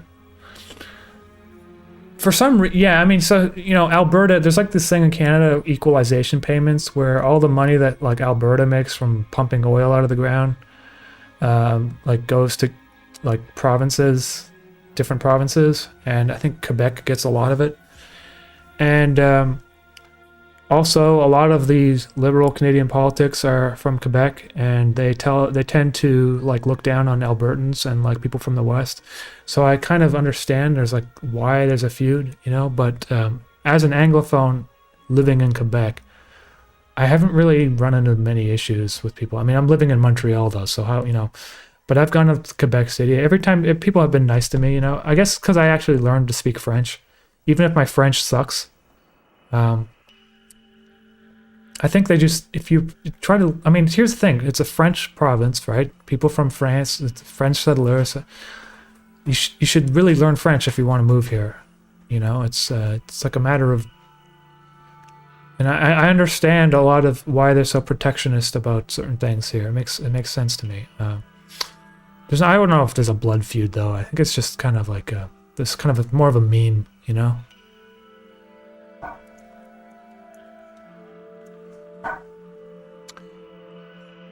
Frank, yeah, don't let Cosmopolis ruin your opinion of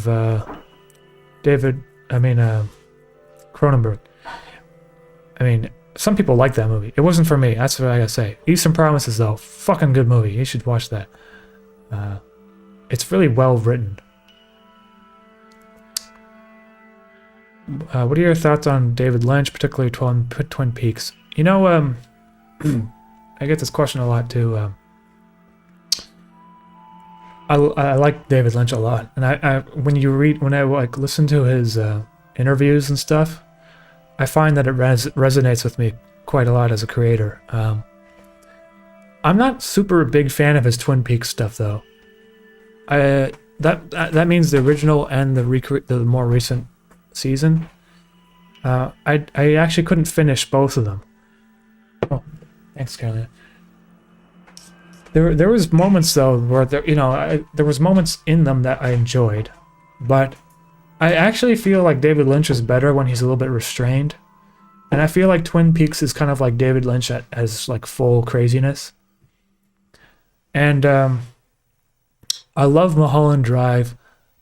I love what's the other one? Lost Highway. But my absolute favorite David Lynch movie is The Straight Story, which is a Disney movie. It's just oddly enough. It's a Disney movie, and it's not a typical David Lynch movie. However, when you're watching it, you can definitely tell that he directed it. But I feel like that movie, The Straight Story, is actually it's another one of those movies. It's a classic. But it's also underrated. I feel like it really is an excellent movie. There's some things about it that are so well done, so subtle. For instance, the woman, the character where she lost her children, and there's this shot where she's looking through the window in the rain, and she sees the ball from some other neighborhood kid that lost his ball, and it's just. You can tell so much from that scene, just from that imagery, without them saying anything. And the music that he used in that scene is perfect. And then there's another part of that movie that's perfect, and that's like at the very end, the very last scene, where the one of the brothers drives up on the lawnmower, and the other brother is there in this like old decrepit house, and he's like basically says, "You drove here all the way from wherever he came from on that," basically, right? And that was the only line he had to say and it completed the movie like perfectly. Like I almost cried because it was so well done. Like, so if you haven't seen Straight Story, you should definitely check that one out. It's the best David Lynch film in my opinion.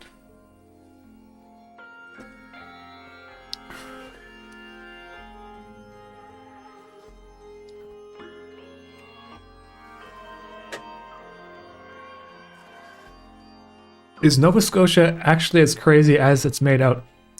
Christopher, what do you mean crazy? Because I mean, I lived there for 20 years, so I don't know what the crazy. What is the crazy part that you're talking about? You mean like Trailer Park Boys kind of crazy?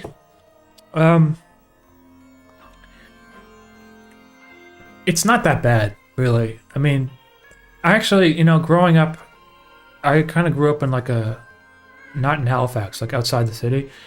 And I had some friends that kind of definitely felt like they came from families that were almost mirror copies of the Trailer Park Boys. I don't know if they like go on crazy adventures and shit though, but like stealing things out of gumballs out of the mall and stuff. There's some wacky people in Nova Scotia for sure. I mean, there's wacky people everywhere. There's wacky people in Florida. You could make a Trailer Park Boys that takes place in Florida, or they could do one that takes place in Australia. You know, I think everywhere in the world you got these kind of similar characters.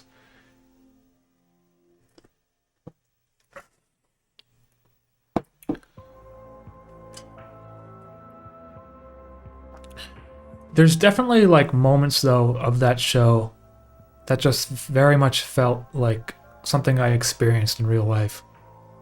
Like just with my own friends growing up, or just kind of like not necessarily exactly what happens in the episode, but like the personality of the characters. There's a lot of people that are like that in Nova Scotia.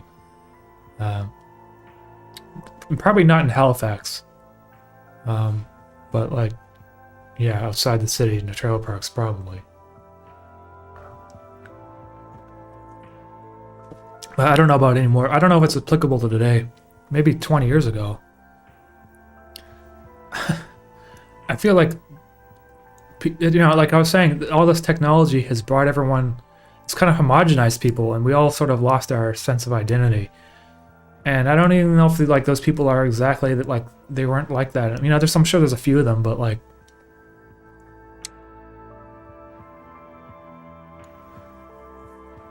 now that everyone has access to the internet, I feel like everyone has become a very similar, you know, unless there's a lot less, seems like there's a lot less these kind of outliers, you know?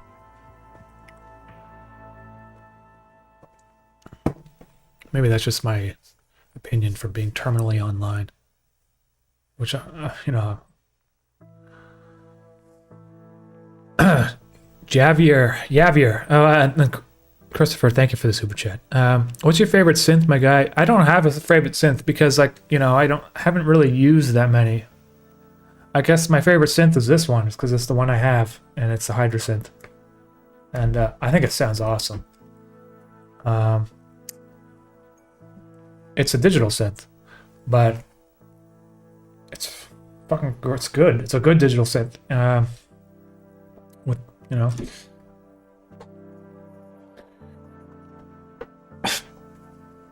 I don't have a favorite synth because I don't have enough experience actually working with multiple different synths to really even have an opinion on one. So the best synth or the favorite synth is the one that you have, or the one that, you know, you're able to master and use. Not necessarily the synth with the most amount of gizmos.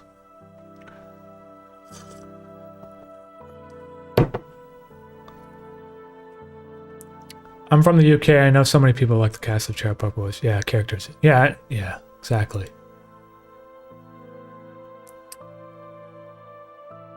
Has your environment as a Canadian influenced your work?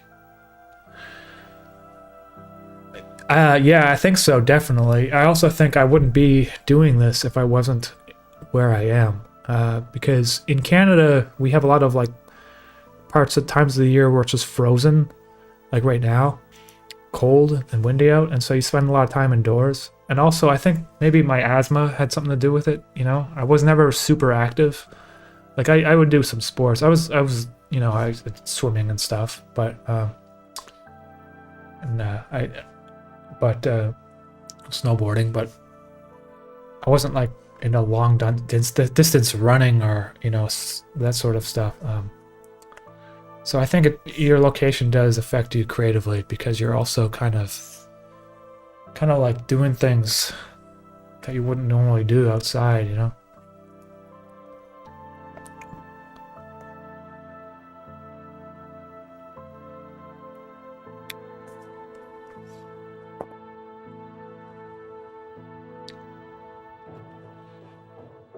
How the machine elves could influence your art. You know, I was talking to Caroline about that and how there's like similar characters that people supposedly see when they take a lot of shrooms of DMT. And I wonder if it's because they've read stories about elves, or they expect the archetypes that they meet in those experiences. Like they expect them to look a certain way, so that it almost paints an image of how they are, rather than is that literally what the archetypes are, elves and stuff, you know? I wonder. It makes me wonder if it's kind of like a chicken before the egg scenario, you know? Like, did you have that idea that there was an elf there before you took the shrooms, so that when you took the shrooms, the elves appeared because you knew that there was some sort of elf to expect? Or is that actually what they are? They're just elves, and, you know? It's hard to really say.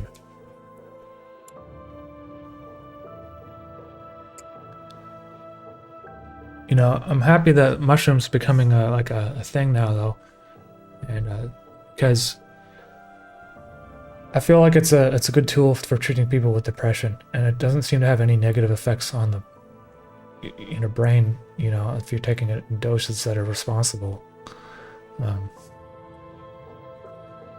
There's a lot of research coming out about mushrooms now.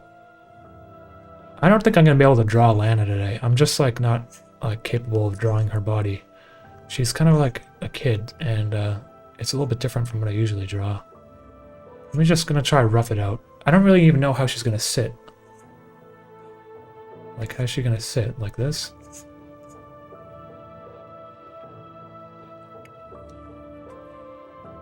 Maybe she's gonna be cross-legged.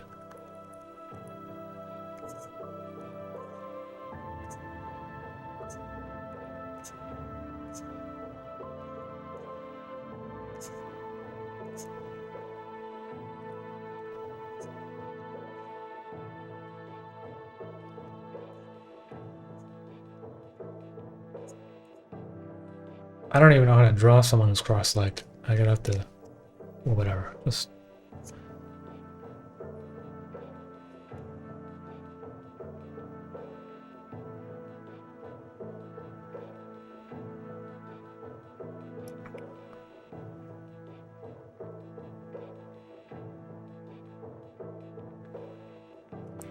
Apparently there's like a project where people are taking DMT or whatever, and they're like mapping it out. Because apparently you go to like a different realm, whatever, like some different universe, and it's like a labyrinth, and supposedly each time you do it, it's like the same labyrinth though. It's not like the labyrinth changes. It's not like it's a. And so like they're like actually drawing it out like on a map, and some people are taking these like DMT and stuff, and they're like, once they like know the map, they can like run to certain areas. So dumb. In your head, it's like, oh fuck, it's like playing a video game. You like know the map already, but you only have a limited period of time to get there. But because you know the map, you're just like, oh shit, I can just like run to that part of the game and do whatever it is. Talk to like the elf over there, and then you get there, and the elf is basically, he's like, you know what, you're not actually supposed to be doing this. Like, if you're kind of like abusing this right now. That's what he says to you.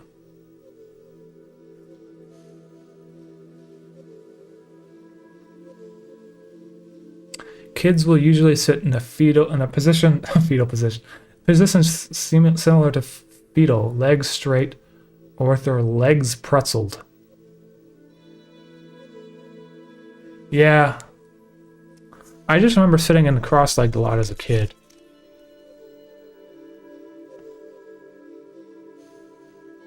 You know what? Maybe she'll be like leaning up against him, you know?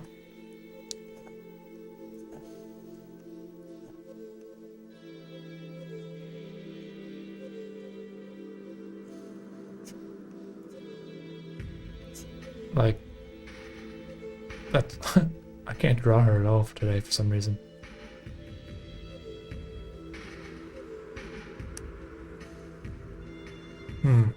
So, I think, yeah, I think I'll that might be cool. Just gonna move this over a bit.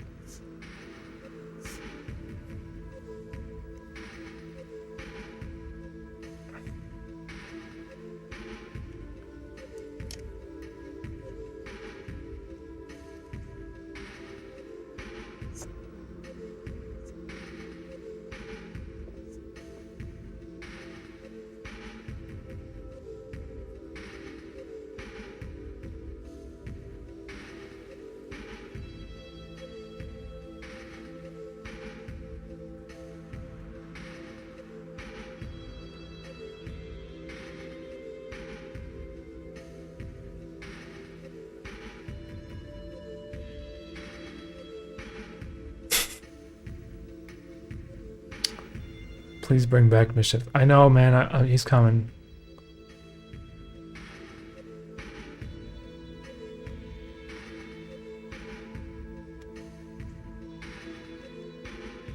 Okay, let's see here.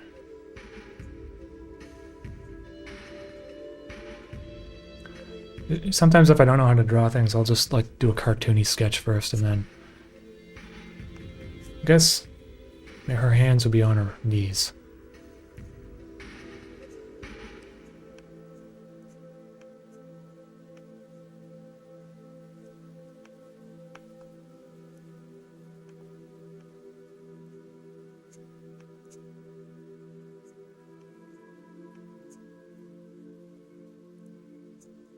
And she's wearing like a little skirt dress thing, I think.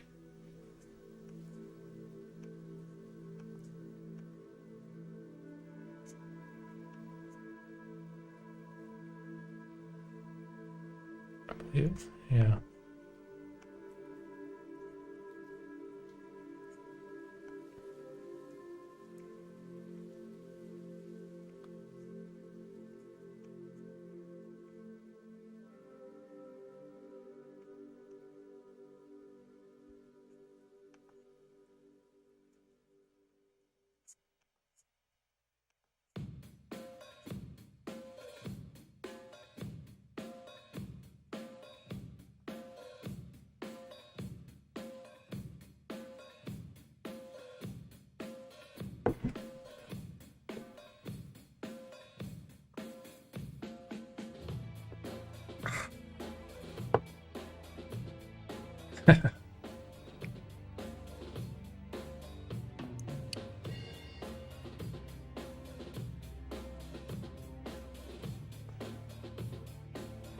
I did a flipbook animation of Mischief. I was going to put it on my channel as tribute, but I'm afraid you'll copyright strike me. Jessimer, I'm never going to copyright strike you for doing something like that. I mean, I don't copyright strike anybody. Even if someone re-uploads my animation to their channel, I don't copyright strike them. So go ahead and you can share that with me for sure. I'd love to see it. You could put it on Twitter. You could put it anywhere. I mean, first of all, I don't even think I would be able to copyright. That's not like a thing. You're just doing fan art. So go ahead. I'd love to see that.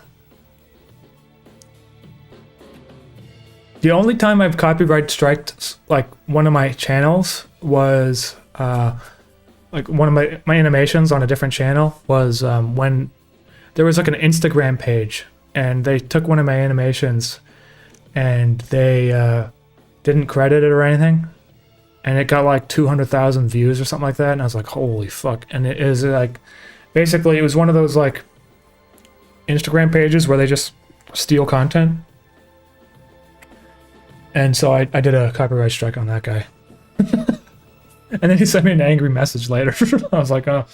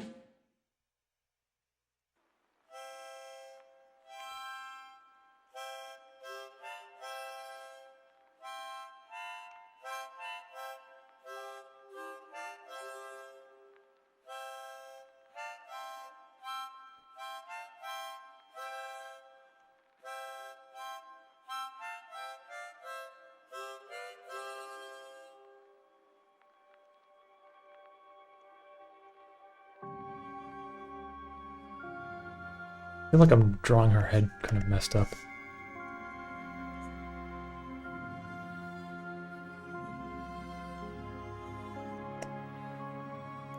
Probably gonna take a couple passes.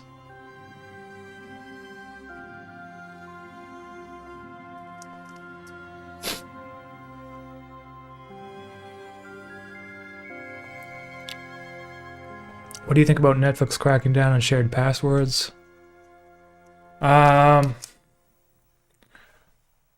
I don't know. I think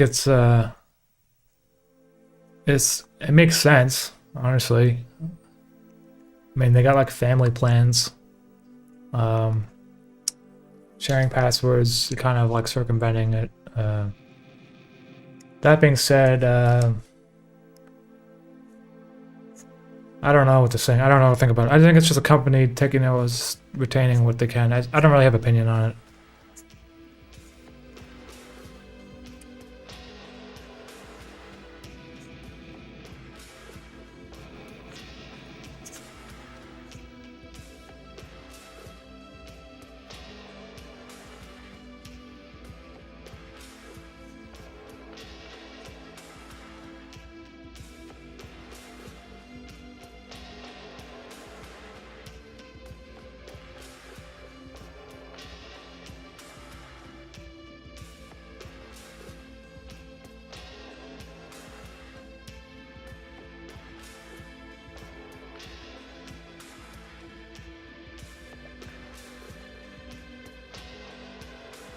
Hair is not big enough.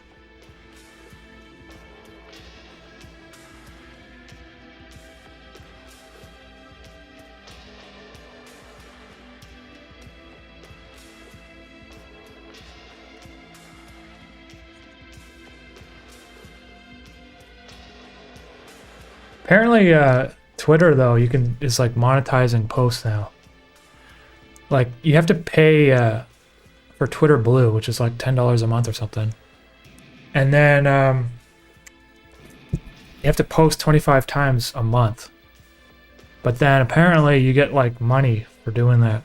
I can't imagine that like just not end up being a freebooted content like fucking because you could just like there's no like I feel like Twitter there's like less rules than like Instagram. Like people just post shit there and they don't care if it was like stolen or not. Anyway, I don't know. So I don't know if it's worth doing. It just seems like kind of weird that you have to like pay into a system that's gonna pay you back, you know?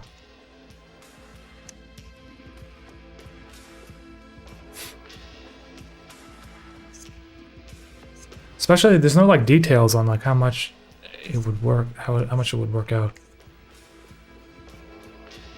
I really don't like her hair in this. I don't know what's going on with her hair. I was gonna start over with her hair.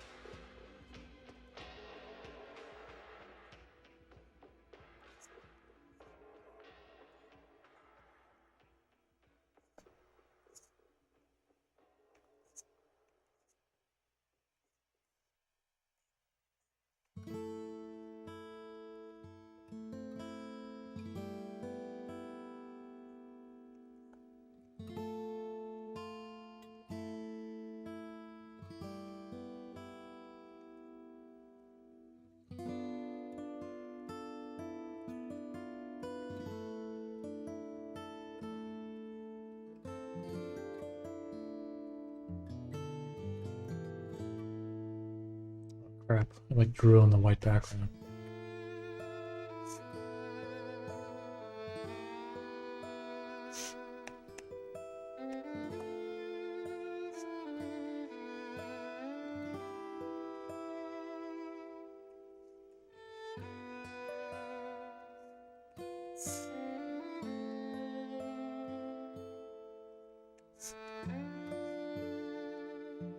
Huh.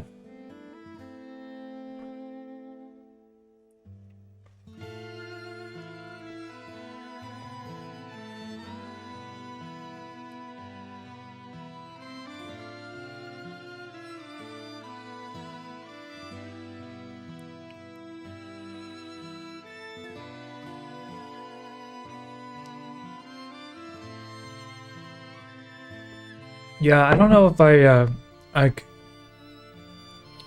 I might try doing it, just the Twitter monetization, just to see if it's worth doing, and I might just post my animations on there because I have tons of content. You know, it's easy. I could, I've been more active on Twitter honestly because I think it's just, I don't know, it just seems to be working better than a lot of other social media platforms right now, especially like Instagram.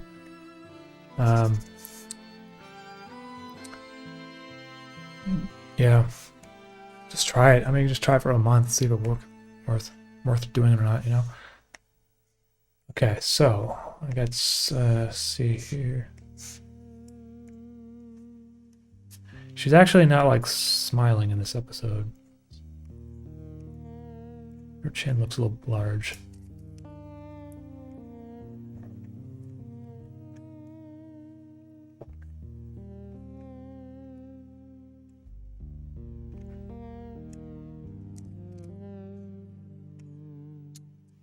Oops, I like deleted her skin.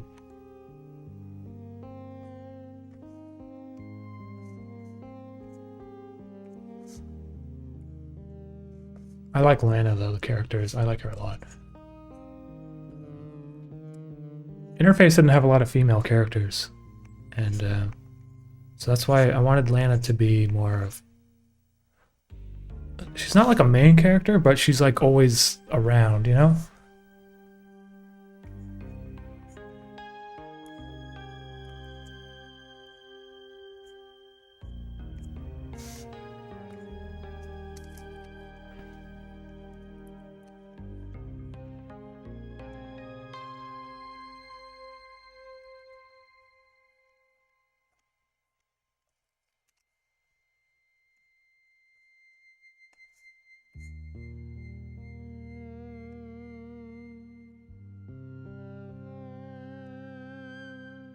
Yeah, that's looking okay.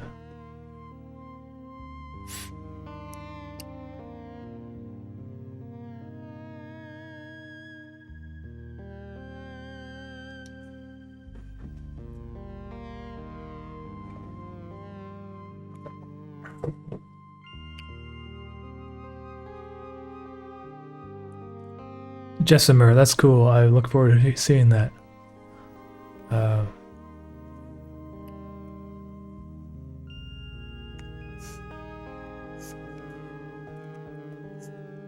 Okay, so I think I have enough outline here. That looks okay. I'm gonna try drawing it in now, coloring it in. Put her hand, fix her hands here though first.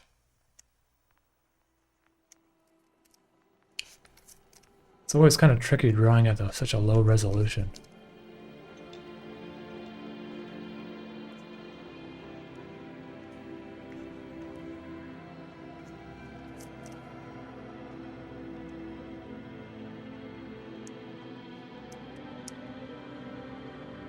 Let's make sure.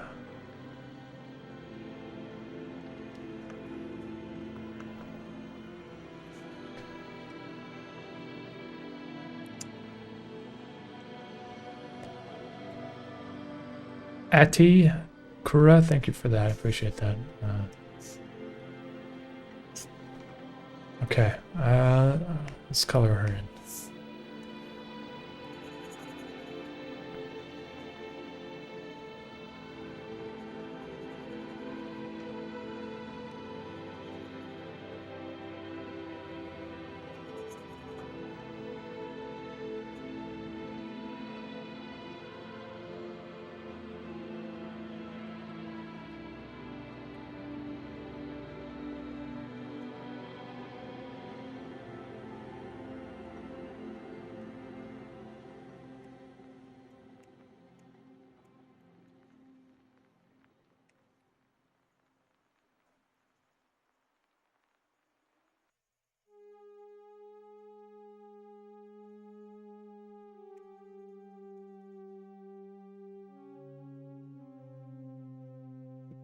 Bizwoofer, appreciate that. Thank you.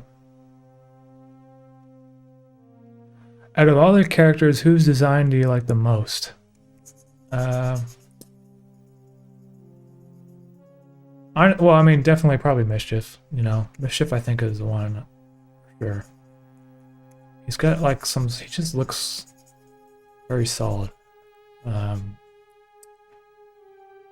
Then I think probably Lana and Snooze Button. Chimney Alfonso, Gulab Jamun are like close seconds.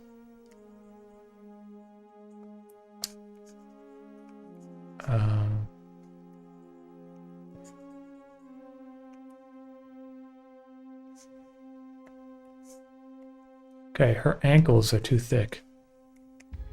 She's got those cankles. She doesn't have little girl legs. No?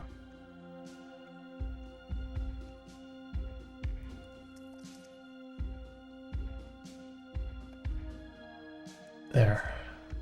A little better, I guess.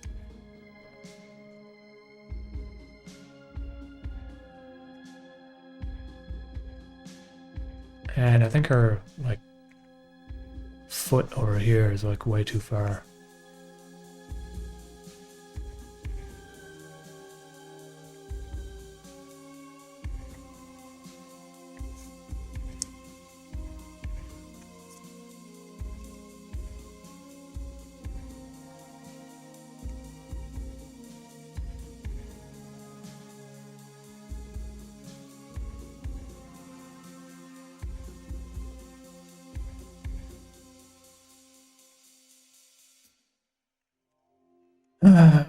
Yeah, there we go.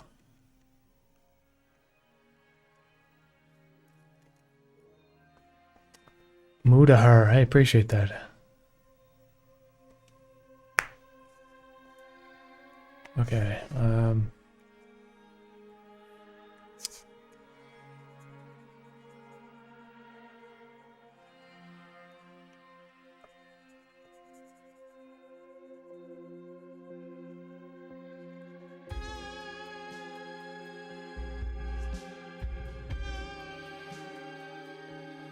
I think she looks like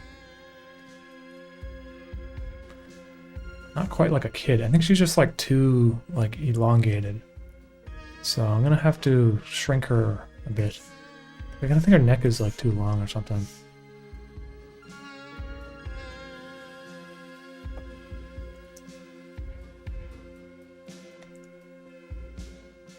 No. Maybe just like 1 pixel down. And I think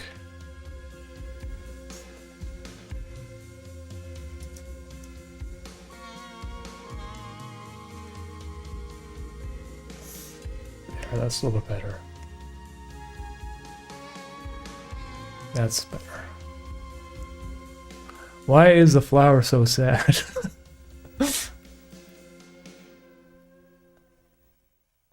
Well, the flower is not really like sad. It's just, it's kind of got that like Slavic expression where it's just constantly, you don't really know what they're thinking, you know? She's not sad, she's just more like curious. I guess she does look kind of sad here though.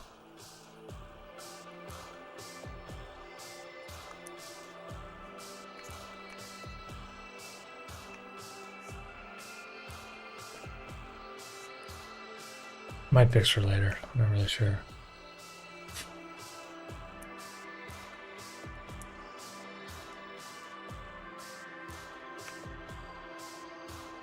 Christian, that's crazy, man. I can't imagine watching it like that.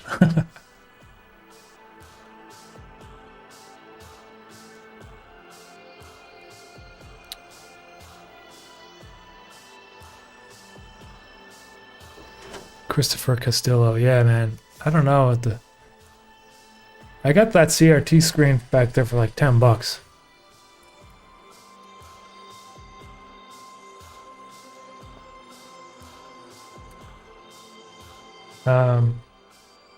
Okay, need to draw on which layer?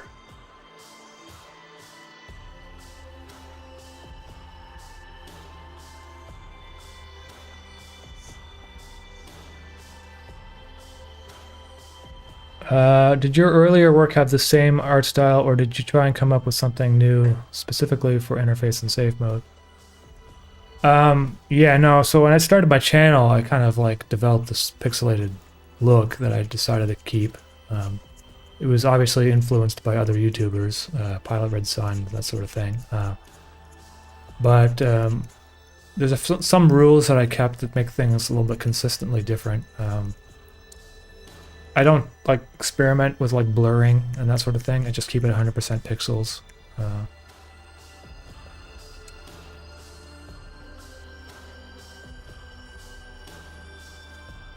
When I do paintings and stuff, obviously, you know,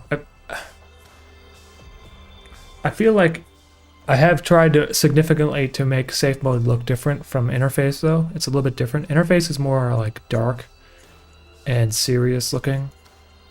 And safe mode is a lot more kind of like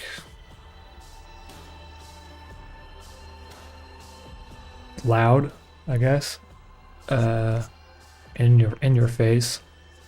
And it's less dark. It's a lot more colorful.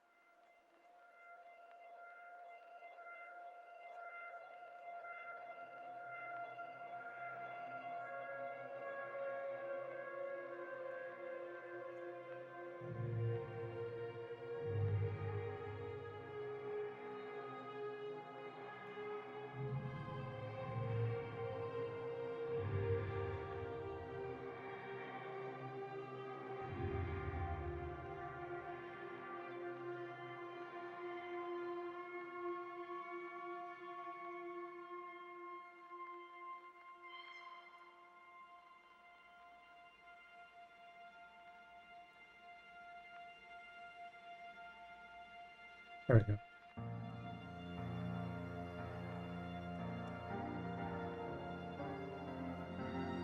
Now, Lana.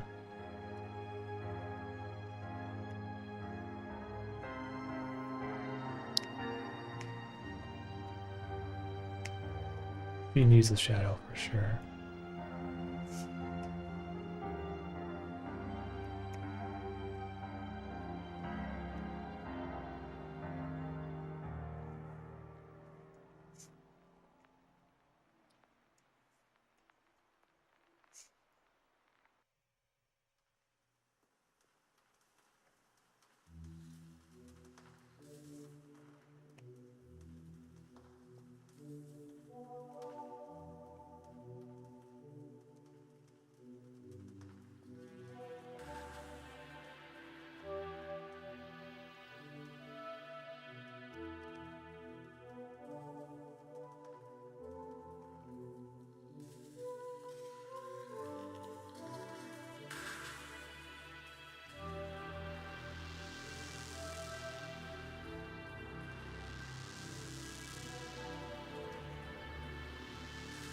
Do you draw in low resolution or do you filter it at the end? Clam de la crème. Crème de la crème. I draw in a low resolution. I don't do a filter because you can't actually control your pixels when you just do a filter at the end. As you notice, I only use these colors here. You know, if I try to like copy merge, I guess it depends on the filter. You can like it just, I don't know, like I don't, I just draw it a low resolution in a low resolution canvas. I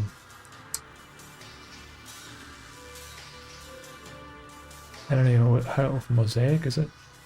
Crystallize? Pixelate. What happened to pixelate? Oh, is that it? I don't know, like, you see how there's like all these different grays and stuff? There's ways around that, but anyway, no, I just find it easier to just draw in the low resolution.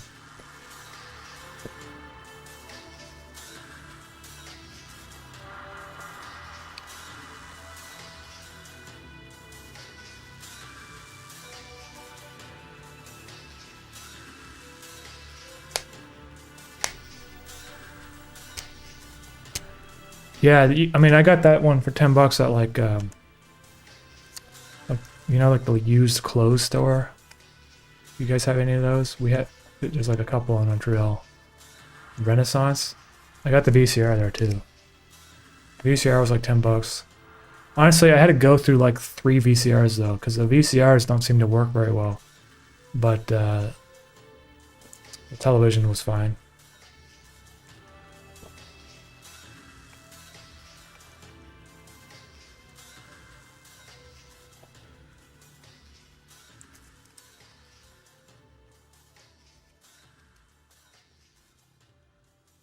Pony Queen, thank you.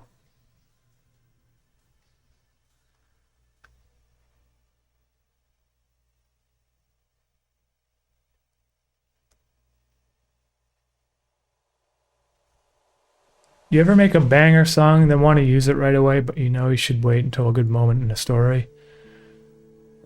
Yeah, I mean, there's definitely some tracks I've made where it wouldn't fit at all with the series. So usually what I do is I just release it on my other kind of music in that case. There's like a super loud, like kind of like a metal song that's coming on my new album, and that wouldn't fit in safe mode at all. Skids the Kid, hey, thank you for that. I appreciate that, and happy you got your frog.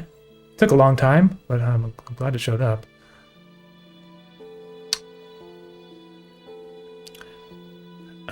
Hey guys, I'm just gonna go to the bathroom real quick. Just give me like 5 minutes. Oh my god, hold on. I think I... Skullwolf Kirk, thank you for the super chat. I might have missed that. Sorry, man, I missed it because I think my chat feed was like lagging or something. Holy shit, what's going on? I don't know if it's like catching up or I'm just going crazy. Okay, yeah, I'll be back in 5 minutes.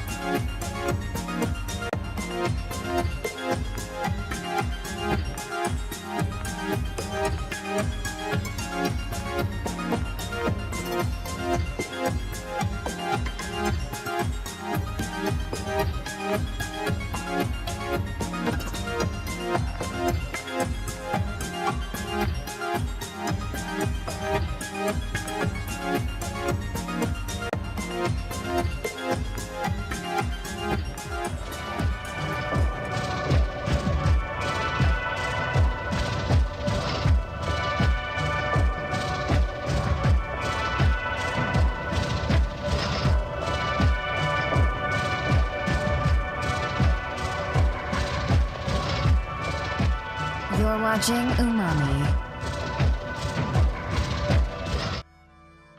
Back.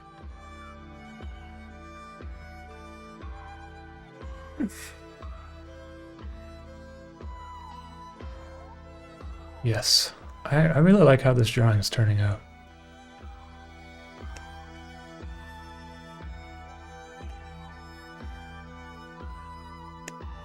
Oops. Gotta get rid of this thing up here. The shadow.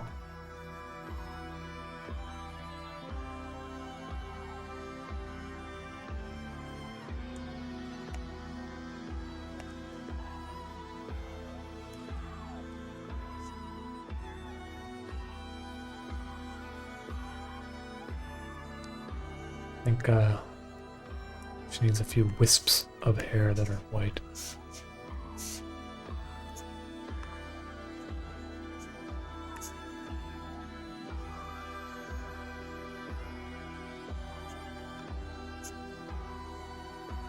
That should be fun.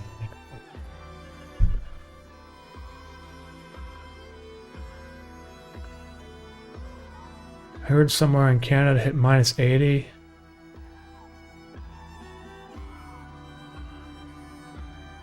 Yeah, man, it wasn't in Montreal. I mean, I know it was minus 25, I think. Well, it was minus 25 Celsius. I don't know. And I think it got a lot colder in like Manitoba and stuff.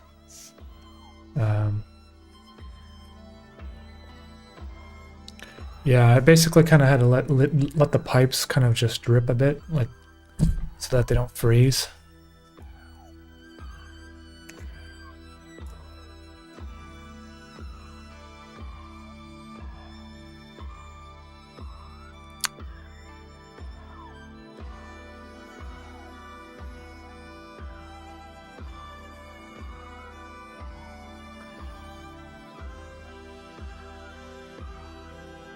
Oh man, magnetic messenger. I appreciate that, man.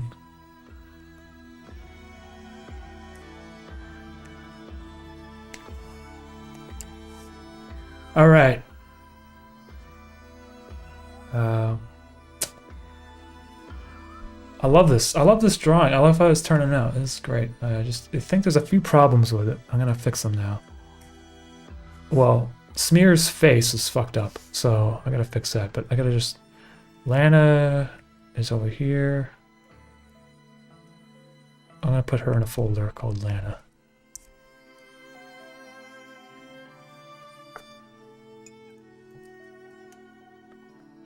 Get rid of this.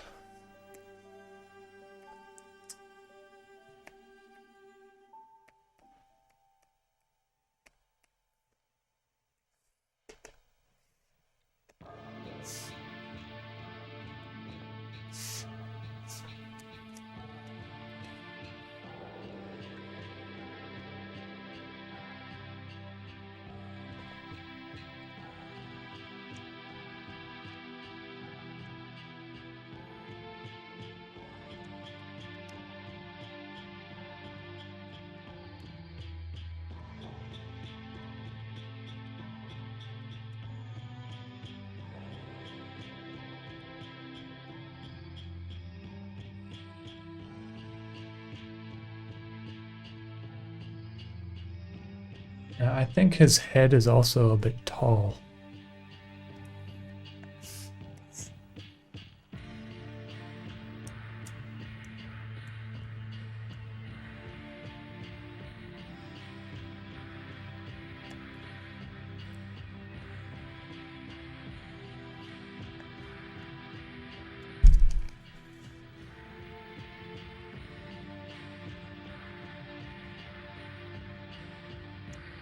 Yeah.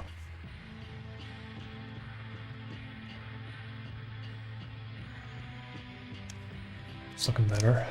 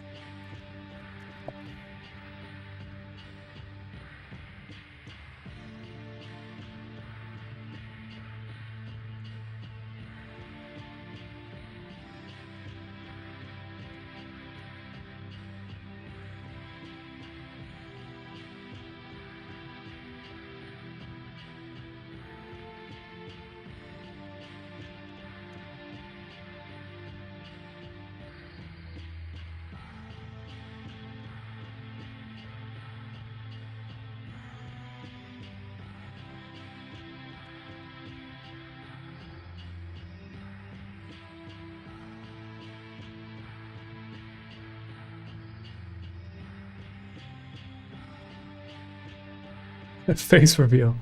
You guys, I've been streaming since like I started my channel. I don't stream very often, so.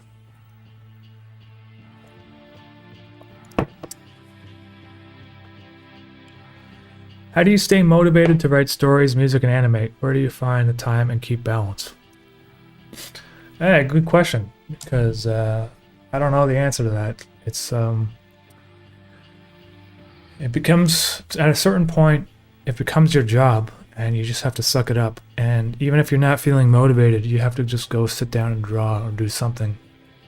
You have to force yourself. If you just wait around to when you're feeling motivated, you're never gonna get anything done. And sometimes when you sit down and you force yourself to draw, you actually become motivated while doing it. And so honestly, I've been having problems recently getting motivated to animate, and I've just been making music. It's kind of weird. It's like I'm still doing something else creatively. It's just not animating.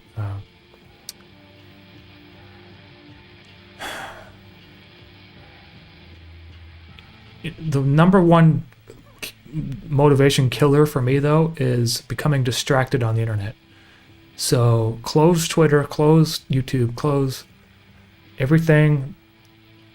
Make your Photoshop full screen, put Spotify on, and put headphones on. Get it like a glass of water, get some coffee, and then focus on your work or whatever it is, your script or whatever it is you're working on. Don't check the internet. You'll end up just wasting time. And here's another thing. So when you're like scrolling on the internet, if you wake up in the morning and you start scrolling on the internet, or you like start scrolling on TikTok, your brain is like, you just woke up, you're fresh. And then you start feeding your brain all this garbage crap information. In the background, your brain is processing that shit all day long. And once you start getting older, like I'm like 32 now, but like I feel like it really affects me. If I like, if I wake up and I like spend too much time reading the fucking news or whatever, it's gonna affect my whole day. So you can do it. I mean, everyone has to read the news and that sort of thing, and you get your vices, but like try to get your work done. If you wake up in the morning and you're not working, if you don't have to go to job, whatever, if you're creatively working, go right to your work creatively. Get your coffee, get your water. Don't fucking check the internet. Don't do anything, check your emails or anything. And then I think you'll start noticing that once you get into the habit of doing that, your brain is not clogged with all this crap, and you're able to think clearly a little bit. I feel like social media is fine, and because it's like my job basically. I have to post myself on social media. I'm always like on there, right, posting stuff. But it's like it can be like a just huge waste of not only your time but also the resources that are in your brain that make you want to do things. Like there's only so much of your brain can process every day, and there's specific apps like TikTok are particularly egregious. So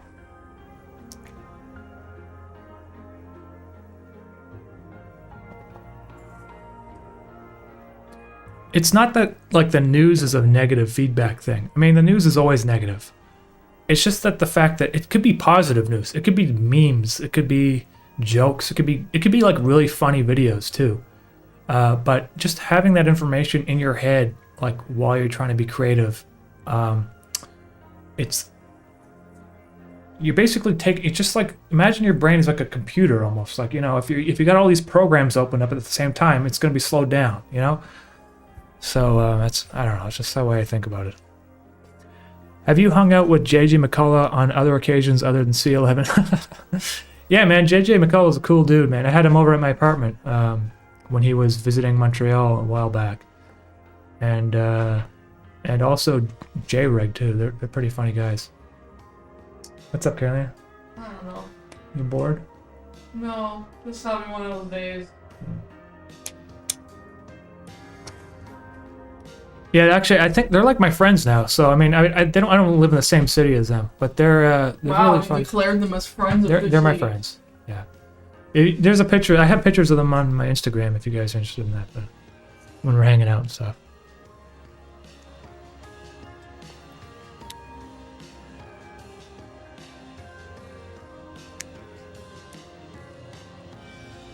It is common for streaming artists to be inundated by requests for personal advice or emotional support. They're semi-obliged to answer. As you become more popular, have your reactions changed? Well, I don't really stream that often, so it doesn't really affect me too much. Last time I streamed was over a month ago, so you know, honestly though, streaming has been very helpful for me to become better at speaking, because I'm already kind of like a friggin' mess when I talk. But remember when I first started streaming, I was like very self-conscious about talking, you know?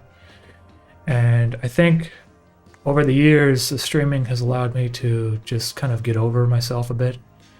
And I think it actually has helped me, particularly when I'm dealing with, like, I don't know, more serious things, like, you know, if I had to speak about Bill C-11, whatever, you know, or if I have to talk to lawyers or clients, whatever it is, I don't know, just stuff in general, right? It just helped, because if I'm spending too much time alone, I'm not talking to people, it's easy to fall into the trap of becoming too, like, introverted and unsocialized, you know?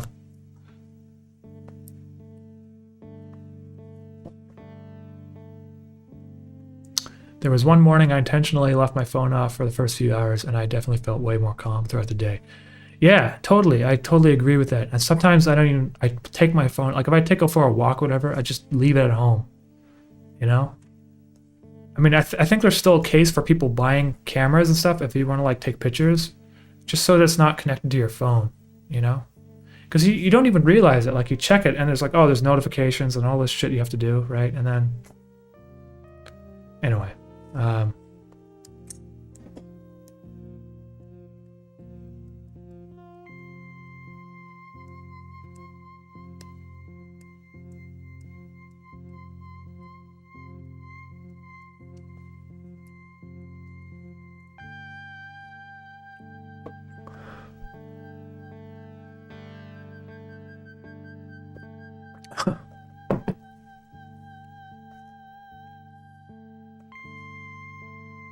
Anyways,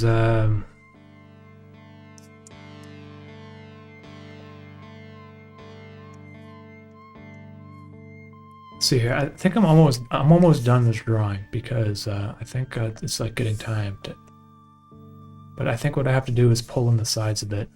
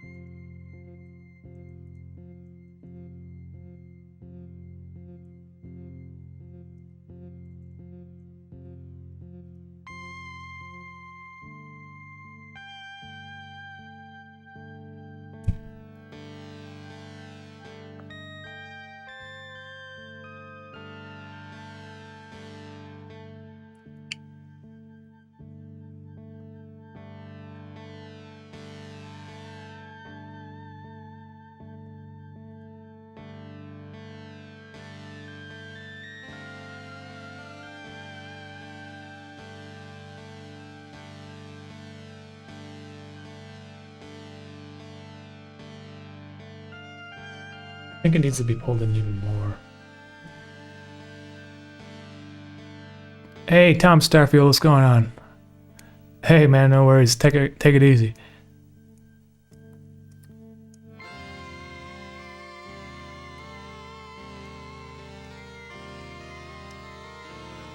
And Andy, hey, what's up, dude? If you got a question, you can ask me. I mean, I'll be here probably for another 5-10 minutes, and then I think I'm gonna call it quits.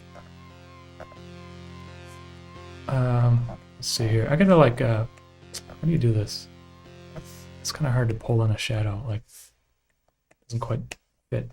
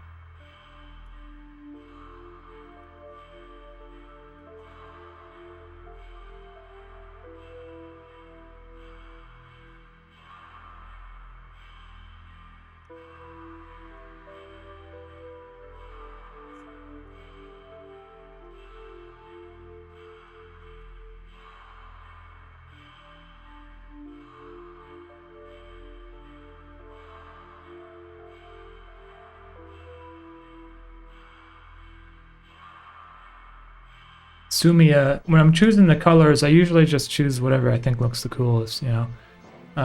But sometimes there's like a reason why I choose some colors. With interface, I chose a lot of reds, particularly if it was like a flashback scene. But that's like another thing with safe mode I'm trying to get away with. I don't want to like do flashback scenes. I also don't want to like cut back and forth in time like I did with interface. I feel like interface got a little bit confusing for some people because of that, maybe.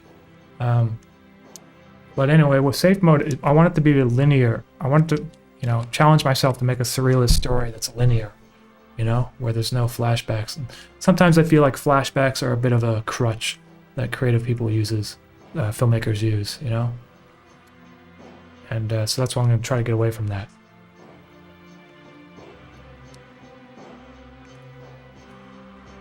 Okay, now I could take all this.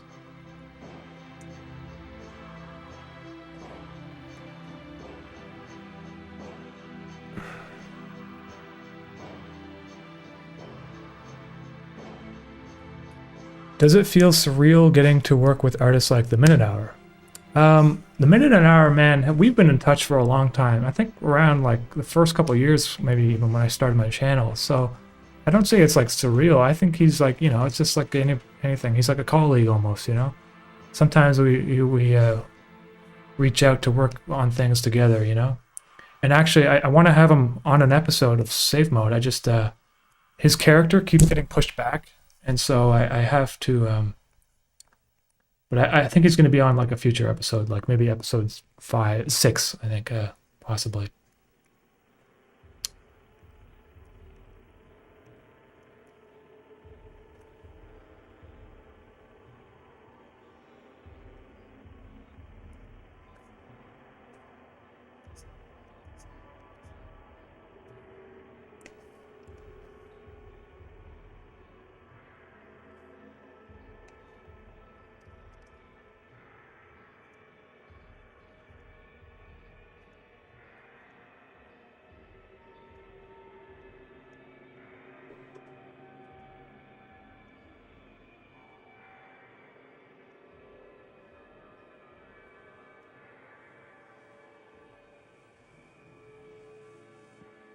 how very much I've loved you,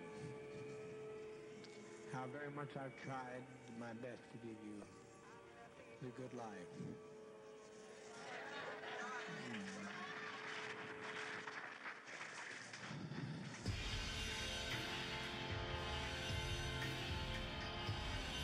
Hey, Best Rushes, Lucky Naya. Hey, what's going on?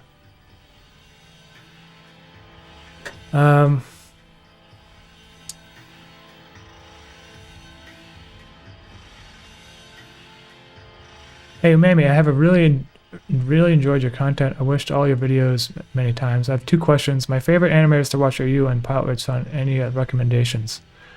Yeah, so Ethereal Snake is like another animator. He's a friend of mine too, actually. You can check him out on YouTube. He's got some really, it's like his more recent stuff is awesome. Like it's crazy good. So Ethereal Snake.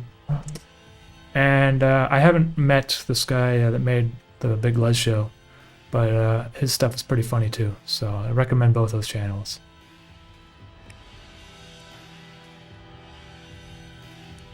And so Samuel Kroger, no man, I don't have any plans for any McDonald's videos. I'm like so over that stuff. I did that stuff when I was a lot younger, and I'm kind of like, I just like don't want to do like satirical stuff that much anymore, you know? Which I know it's like, that's kind of what like made my channel popular, but I just can't do it anymore. Once in a while you might see something pop up, but it's not like, I don't want to like, it's not my main focus, you know?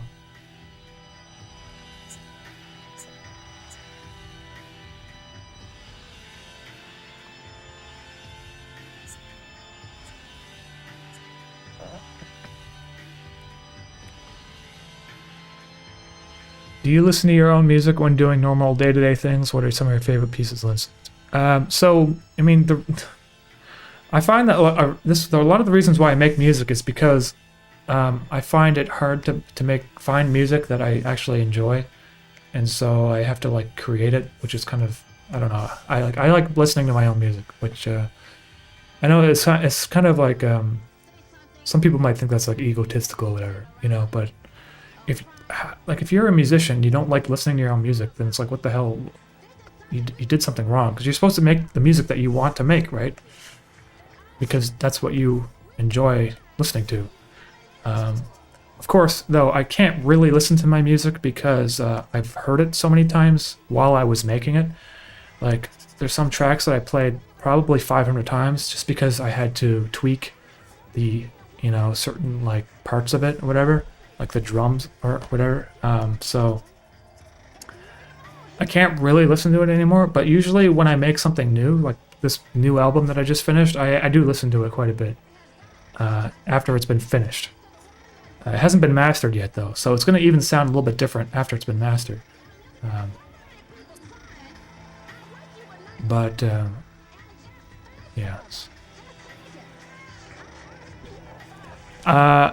Do I collect synths? I don't really collect them, man. I only have one synth, and it's the Hydrasynth.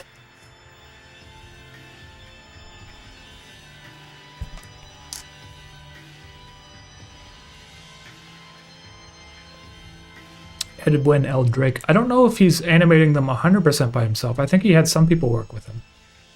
I'm not really sure, though. It's hard to say. You have to ask him. What do you have to say about Atomic Heart? It looks friggin' awesome, and I'm probably going to buy it as soon as it comes out. I mean, I might wait to see what the early reviews are, but I can kind of tell from the trailer that it's going to be fun. I don't even know if it's buggy or not. I'll just probably buy it anyway because it looks so cool. It really looks like a creative, you know, it looks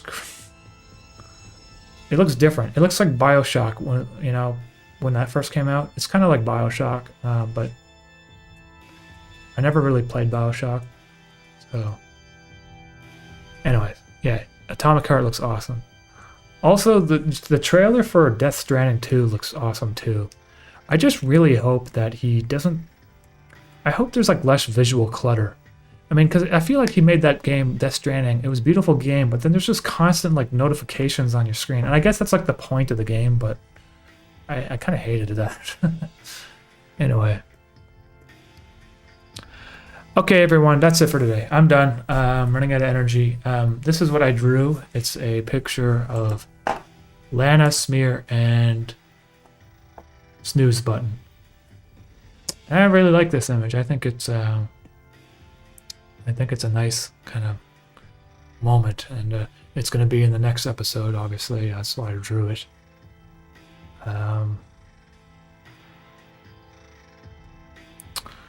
Yeah. Oh, and yeah, by the way, before I go, so there's this other animator, Sean Buckaloo. Let me see if I can... he's going to premiere his animation that I saw at the Ottawa International Film Festival for animation last year. So he's going to premiere it, and he doesn't have like a lot of followers and stuff. So I'm going to try to like get him some viewers and stuff. You can, if you're interested, you can go to this video here and click notify me, and then you can watch it when it goes live. And that's it, everyone. Thanks again for hanging out with me. I'll talk to you. Oh, and by the way, one more thing before I leave. Yeah, so I don't know if I'm going to continue streaming all the time on my main channel. I might decide to do it again, but if you're looking for other live streams that I've made,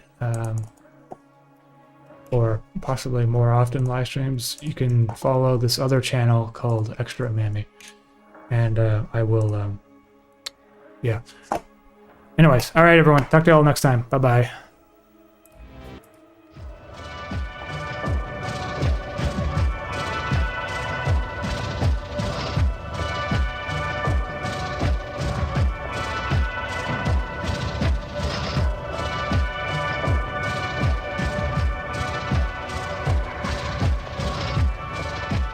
You're watching Umami.